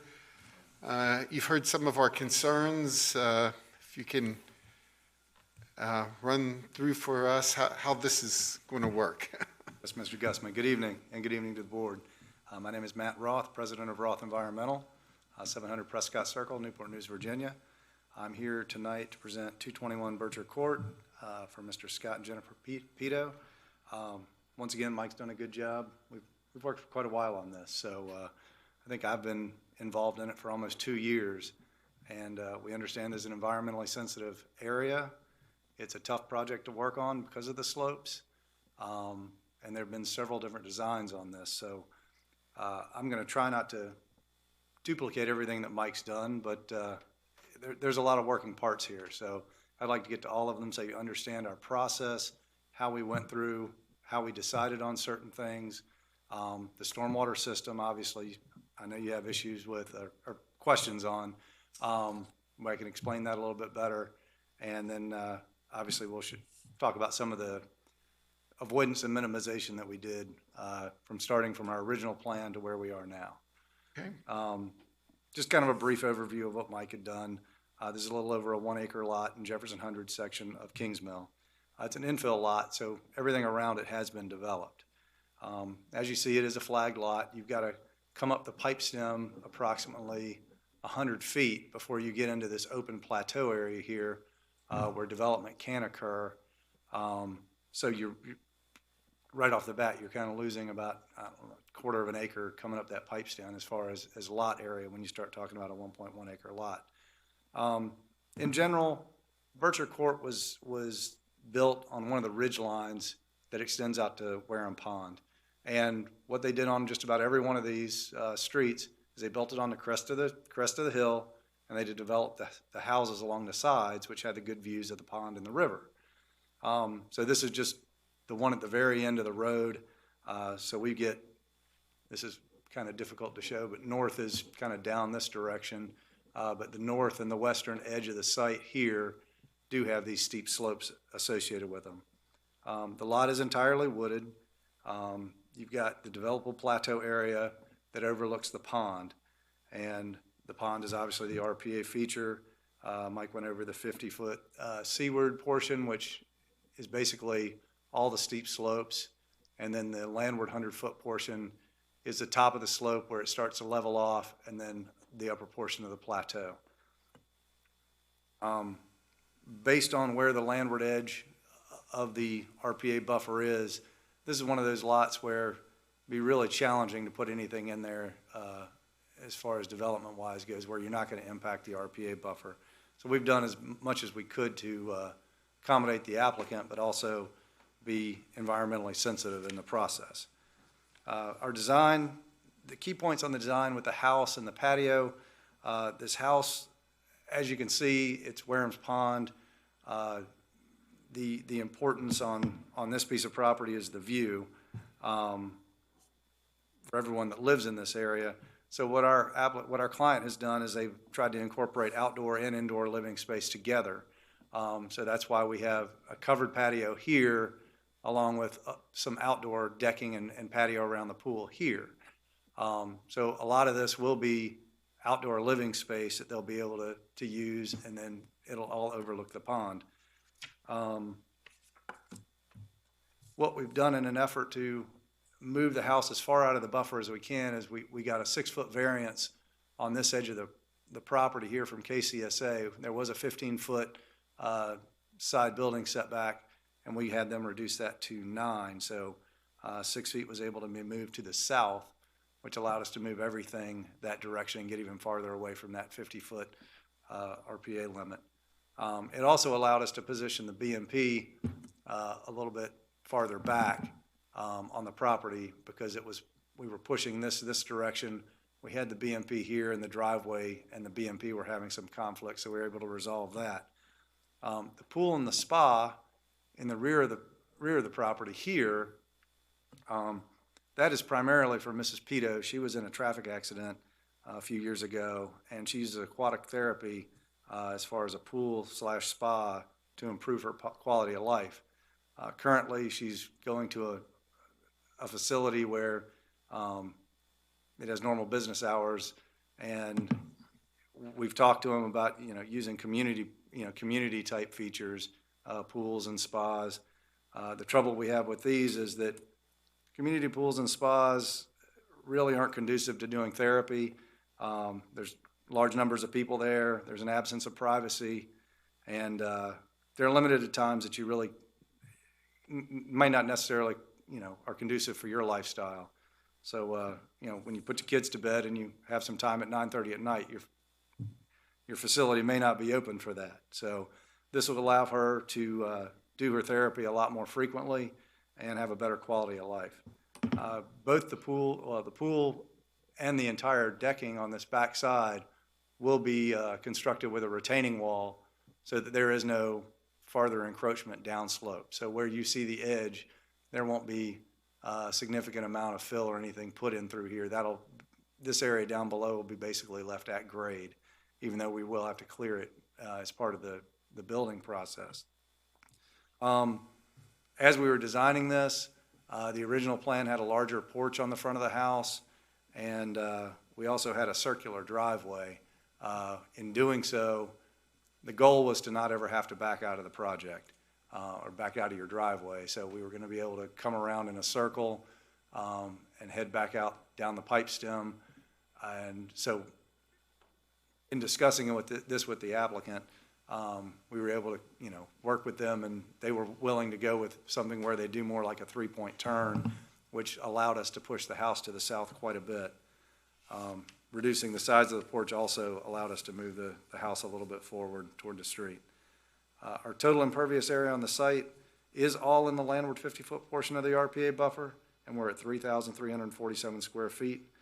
I've addressed all the non-point source pollutants outlined in the Chesapeake Bay Act and the water quality impact assessment, and there was nothing considerable that would affect water quality here. In our initial plan, I did say we had a circular driveway.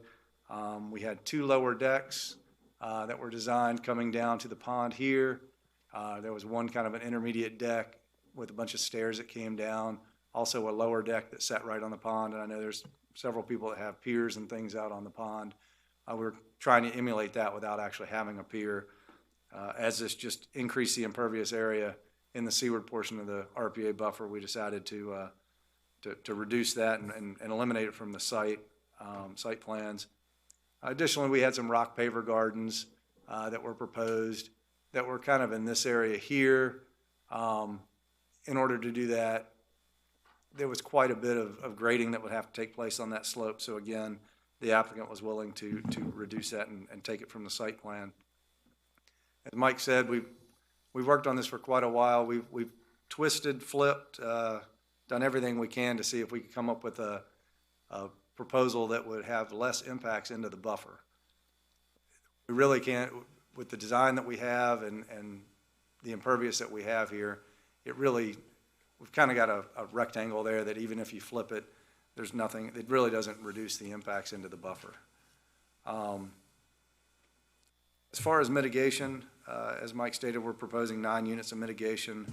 It'll be 5 canopy trees, 14 understory trees, and 51 shrubs. We went with the modified mitigation units because, as you can see in the photos, the site has a fair number of very mature trees. So we weren't trying to incorporate, we felt pretty strong on that layer of our vegetation component. So we decided to strengthen that with shrubs and understory trees. And the locations we decided to plant were all along this downward edge, or this outside edge of our proposed construction, just so that would give the vegetation a good chance to stabilize the soils in those areas and also absorb nutrients as they were coming down the hill if there were any there. The bioretention areas, and as far as the 2 bioretention areas that Mike had talked about, this is our largest one here.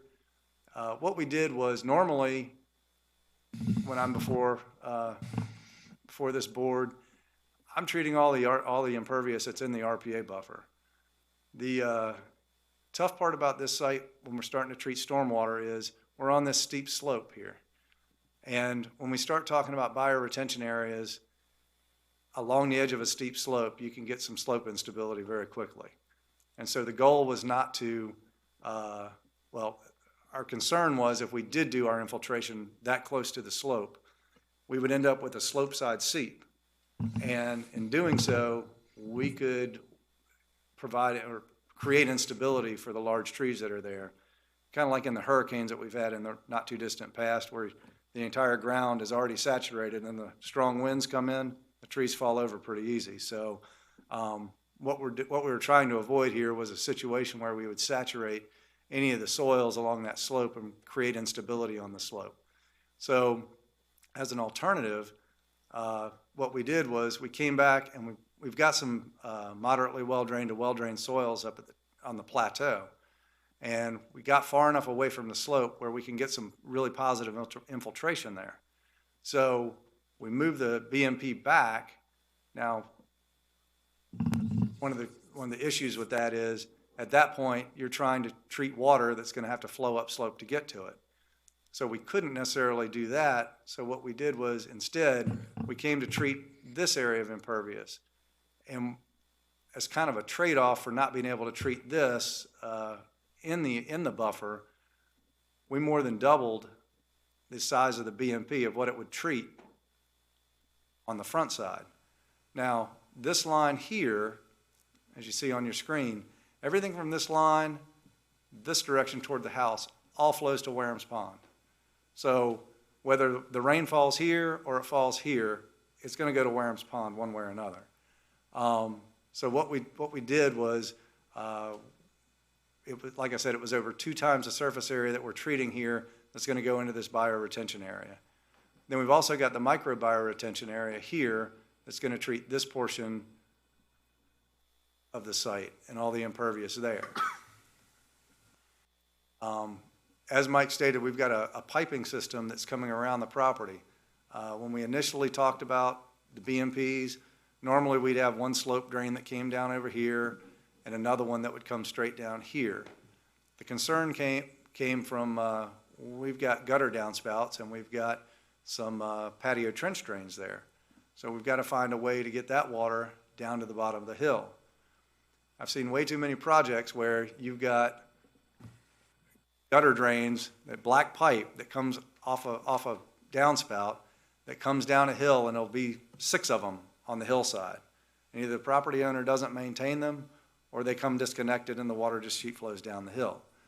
We decided to make sure that that water was captured, and we're going to come up with a piping system that comes around so that all the gutters around the house and the trench drains from the deck, all of this water is going to be put into a pipe that comes around here so that we have a single outlet point here. And that'll allow us to maintain slope stability around the entire site instead of having any of the water sheet flow down the hill. The underdrains from the BMPs, our goal here is obviously to infiltrate as much as we can, and obviously on the majority of the storms that we have, there won't be any discharge from the under drains from the BMP here or here. So it'll just be the water that's coming off the roof leaders and also the trench drains here, and it'll come down that slope. The nice part about the slope drain, the pipe in the slope, is there's going to be manhole here and here, and that's going to allow us to allow that water to fall vertically so it's not picking up horizontal head as it goes down the hill. So we'll actually be able to control some of that flow as it's going to just come straight down and then go more in a lateral fashion. It's not going to be dead flat, but it won't be it won't follow the hill slope. If that's what I'm trying to say. So at that point, there won't be a turbulent discharge from the pipe when we have the large storm events.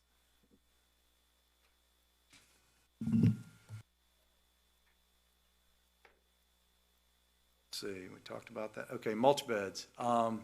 Everything that we've got in the RPA buffer that will not be impervious area will be a mulch bed with two exceptions. One is going to be this little swale between the bioretention area and this drain. As we've discussed before, when we get into these swales where we've got water moving, it's impossible to mulch it without having to re-mulch it every time it rains. So in that area, we're going to have that as a grass swale in there. The property owner will maintain that probably with a weed eater. It's not going to be very large. The other area where we are going to have some grass, at least temporarily, is going to be this hillside. This is all going to be selectively cleared to install the pipe. And what we'll do is obviously work around the larger trees in that area where we can. We'll bring that down, install the pipe, and as there's going to be disturbed soil, we'll come back with slope stabilization matting, and we'll use a seed mix in there to seed it and basically let that go natural. We don't propose to maintain that easement at all. That'll just be for construction. So all your tulip poplars, sweet gums, red maples, they're going to grow back through there through the seeding process. Will come right back up. I hope this helps you understand our thought process, the design of the lot. We worked hard with the applicant over quite a period of time and greatly improved their initial plan. As outlined in the staff report, our plan exceeds the requirements of the Chesapeake Bay Act, and at this time we're asking for your approval of the plan with staff recommendations. How does the piping from the bioretention area into the pipe work? Is the pipe connected at the bottom of it, or is it an overflow type? No, it'll be at the bottom. It's Basically in the bioretention areas, you've got a PVC system underneath, depending upon how big it is. For this system, it may be one or two pipes. But they would extend this direction. They'll be sloped toward this point here, and then your media and everything and your rock and everything sit on top of that, and your media is at the top with your plants. So as it goes down, they'll leave a certain amount of void space under the pipe in the rock, but if that fills up, that's when it starts to discharge. So it'll allow it, there'll be a certain volume in that BMP where the water will be able to fill up before it starts to overflow. And under normal storm events, it'll fill that up and then it'll slowly infiltrate into the soils. It'll not get to the overflow pipe. Okay. And then once we get to this point, it'll just be a subsurface connection down to the manhole that's here. Does it make any sense on rain barrels at the downspouts to save that water to use for your pipe to the? That could be an option. I mean, we could look at that. It looks like to me you're going to have a lot of water flowing through that pipe. So that means that your pipes are going to be larger coming down there. If you dump all of it in there, if the downspouts had rain barrels at them that could irrigate all your plants and stuff at a later date, or yeah, cut down on it. That's just I can discuss that with the applicant. What are your projected surface areas for your retention ponds? This one, Have you gotten into that detail? We've already designed them. I remember that this was 480 square feet here. I can't remember the micro bioretention area, obviously smaller being micro. But this one was, like I said, it treats twice the surface area that the state requirements require us to do. So, And your driveway is concrete? yes, it'll be concrete.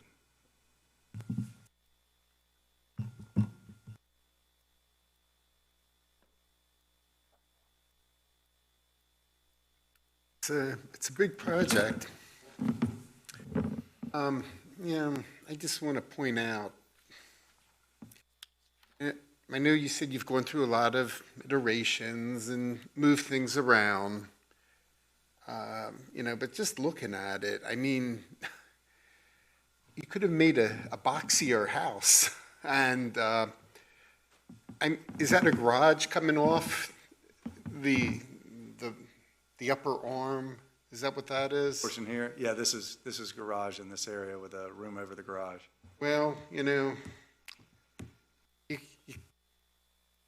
I know this is an expensive property, but, you could have cut the garage back from 3 bays to 2 bays, or, reduced the size of that, made the house a lot boxier, and probably, moved it forward, a lot more, and pulled everything back. But it's the shape of the house. Yeah, I understand that there's not a lot of room to move it around. Just with that design, it's pretty good. The applicant's here, he'd like to at least introduce himself.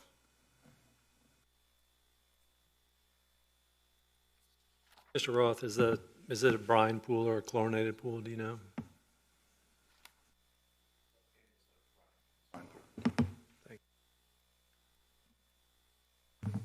Well, I will say I appreciate the work that you've done to try to accommodate some of the concerns that we have as a board, to reduce the amount of untreated water that flows off these properties. I appreciate the fact that you're capturing that runoff and not destabilizing the slope with sheet flow. We see that a lot. We saw it tonight on several properties. I don't disagree with Mr. Gussman, but at the same time, I do appreciate the work that's gone into helping. That was our most important thing, was the slope, and that's on this site. I mean, it's a plateau up on top overlooking a pond with very steep slopes. Our goal was to just make sure. We've seen too many projects in Kings Mill and other subdivisions in the area that were built back when they would build the houses just right on the edge of the slope, and they just let the sheet flow go straight down the slope. And after 20, 30 years, we're in there having to ask for, exemptions to come in to clear and put retaining walls in, and the after-the-fact construction is 3 times as much as it is to do it on the front end of it. So it's just it's a very sensitive subject. Do you comment? I was just going to comment on the fact that I think the plan is excellent. And I think there hasn't been one point brought up tonight that you haven't covered. And I don't think that's by accident. You and Michael have been working on this a long time. Not my first rodeo in front of you guys. This is not my first rodeo with you. Absolutely. We appreciate that. Yeah. We know you. Yes, that's good. Yeah. Real Yes. good. Yeah. Yes. It's an elaborate plan. This is like one of the more complicated, probably the most complicated plan that's come in front of us. My comments, I appreciate the amount of work and the engineering that went into it, but, like I said, if you had the shape of the house, if it had been different, you wouldn't have had to go through all this design work, but, I understand there's other considerations for a lot like this. It's a lot of moving pieces, and I would like to also say that I have a personal experience with a person that finds comfort in a pool. And I can, from a standpoint of the fact that they need it, and not just for pleasure. And I can appreciate a great deal the fact that this person puts the pool in there where it's accessible, by all means. Yeah. I've worked with many clients that this is, you look at it and you say, well, it's just a pool, but for somebody that actually needs that pool to do the therapy, Very important to them. it's very Yeah. important, yes. I'm just going to make a general comment, and I'm not criticizing your design, you know, because I am very impressed with what you've come up with, but there's a lot of design and engineering went into, you know, controlling the amount of water, but we're still going to see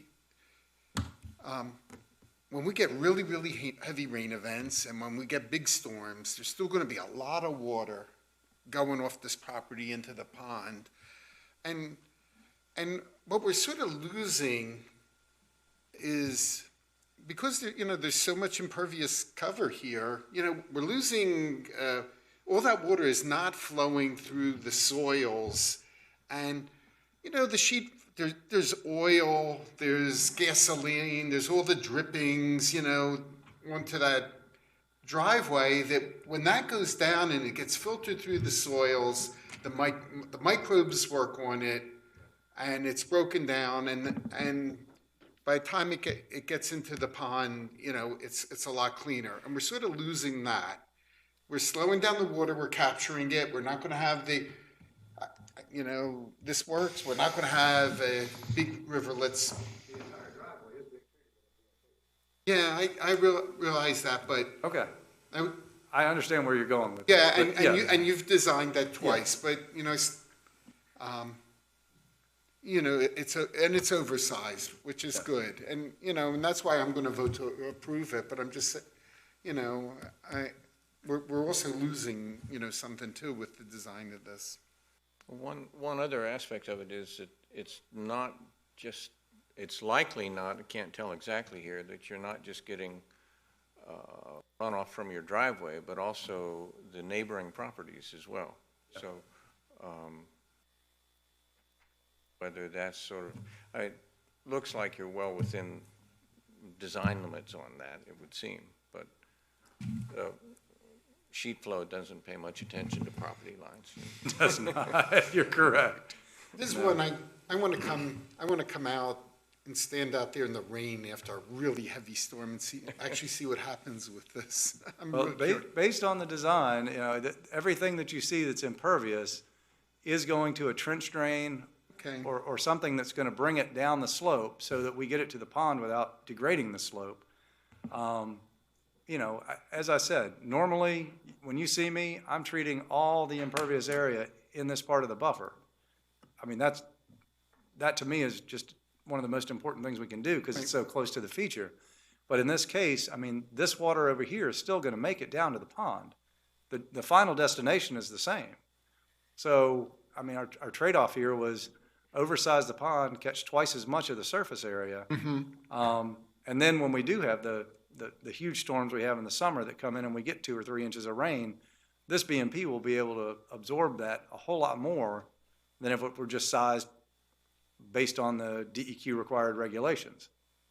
So it's going to handle quite a big storm. Okay. Let me ask one question. Is this system around going to have a sprinkler system in there for irrigating your plants and? Maybe rain barrels. Hold on. If I may. Yeah, coming up and just state. I would expect that it would unless there was some reason that you guys were opposed to that. I mean, if your interest is in preserving the plants and making sure they survive. Only reason why I brought that up is that was the reason I brought the rain barrels up, because you're buying water, irrigate everything when you have water right there at your disposal, that you could be using that, it would save you money too. Sure. And you're taking some of the water off from running down that chute to the creek or pond. It just make sense to me. I don't know. I'd be open to the idea. I have no experience with that, but as you can tell, we've gone to pretty extensive lengths to experiment with and come up with some ideas that could be productive in preserving the slope. By the way, I'm Scott Pito. I'm the property owner with my wife, Jen, and I believe it was you that were commenting on the value added to, for those that have been injured. About 13 years ago, she hit black ice and rode her car off a Rocky Mountains cliff. And to this day, 13 years later, she's still regularly visiting a doctor in Virginia Beach and seeing a local pain specialist as well. There's not a whole lot that I can add. You guys have explored this, and both Mike and Matt have been of great help to me over the last 2 years, even as I was considering whether this was a good property for us to buy or not. Mike was out on site with me, helping me kind of navigate what we might be able to do and how we can sort of balance out the interests and protect that slope, because quite frankly, it's in my interest for that slope to be protected, because I certainly don't want my home starting to slide down the slope side. So I'm available to you for questions and answers as best I can. I think this board really wants to work with you and wife and under the circumstances to make it work, so you'll be happy here in James City County. Thank you. That's the sense that I have as well. Any other questions for the applicant? Thank you very much for coming out this evening. Would anyone else like to speak on this issue? At this time, I'll close the public hearing. Discussion from the board. This is definitely the most complicated one I think we've seen in a while, and it is over-designed.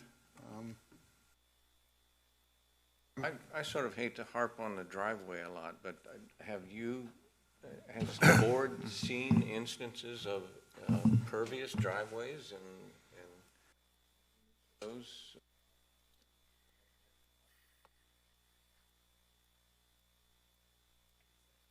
Let me ask a question in that regard. Mr. Wilson, does James City County consider pervious driveways as pervious or impervious for the purposes of stormwater? That's an excellent question, Mr. Hoadley.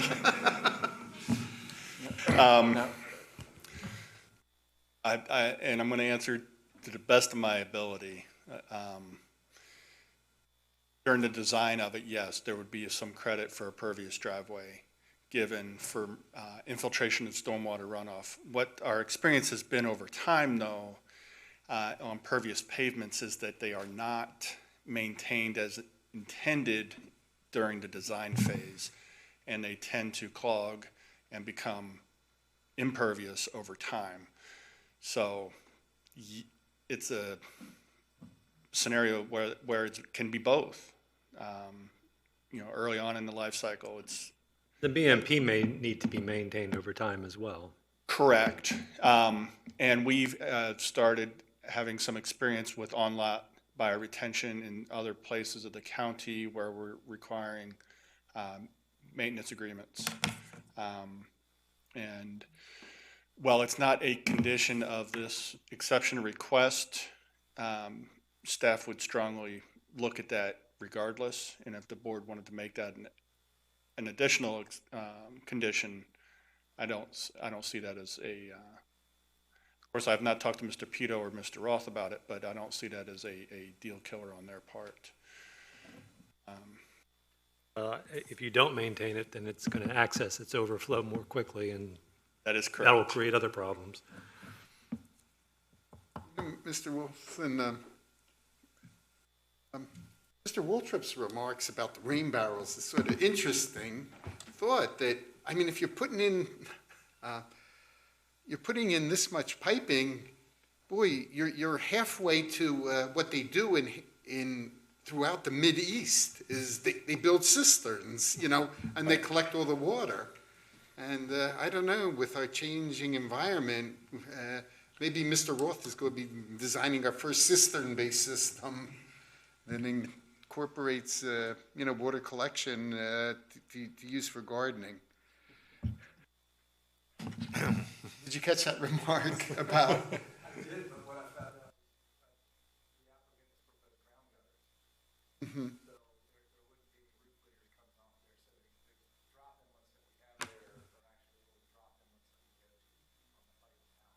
So there wouldn't be any roof leaders coming off there, so the drop inlets that we have there are actually little drop inlets that we go to on the pipe of the house. we may see some, in the future, cisterns actually incorporated into this type of thing where you actually collect the water and then use it for irrigation. You go way beyond a 55-gallon barrel. We proposed that on several projects, and the price of them is, for residential lot, exceeds the benefit. Okay. It's really tough. One of these days. Any comments from the board? Okay. Somebody want to make a recommendation? Mr. Chairman, I move to adopt the resolution to grant the exception for Chesapeake Bay Board Case CDPA 19-0033.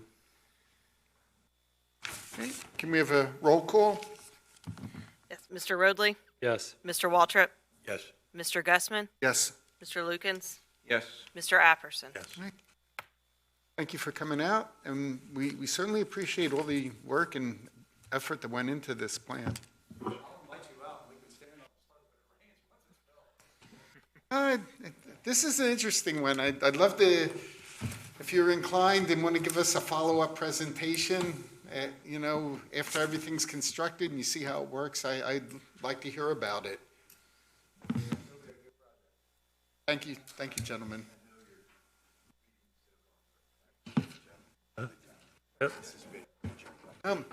We appreciate all the effort you put into this. Good luck. Good luck Good to luck you. with it.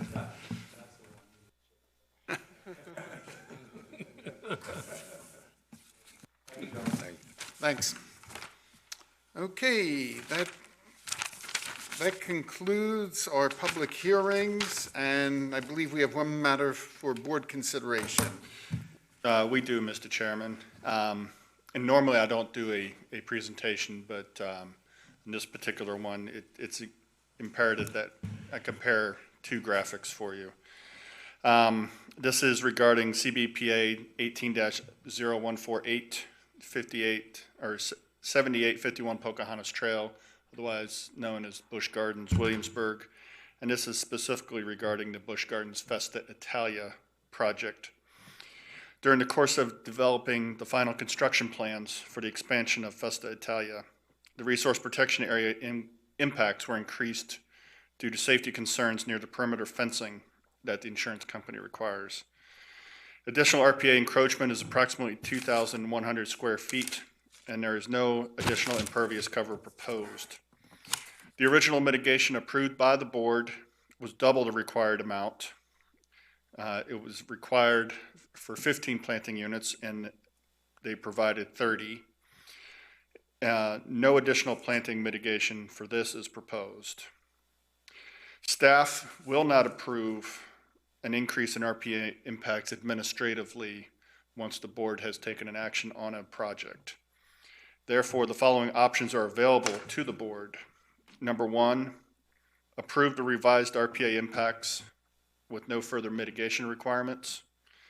Number two, approve the revised RPA impacts with additional mitigation requirements. Number three, to require a new public hearing. Or number four, to deny the additional RPA impacts. Staff does recommend option number one, approving the additional RPA impacts with no further mitigation required. Staff does not wish to change any of the original exception approval conditions. And if I may direct your attention to the monitor, this is what the board approved back in September. RPA impacts here and here. It was thought there at that time a perimeter fencing would go along the proposed clearing limits. What has transpired, however,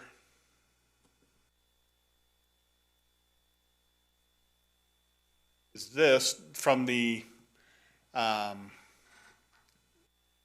current construction plans, the perimeter fencing coming here and going straight down into the Rhine River, with this area in red being additional RPA impact.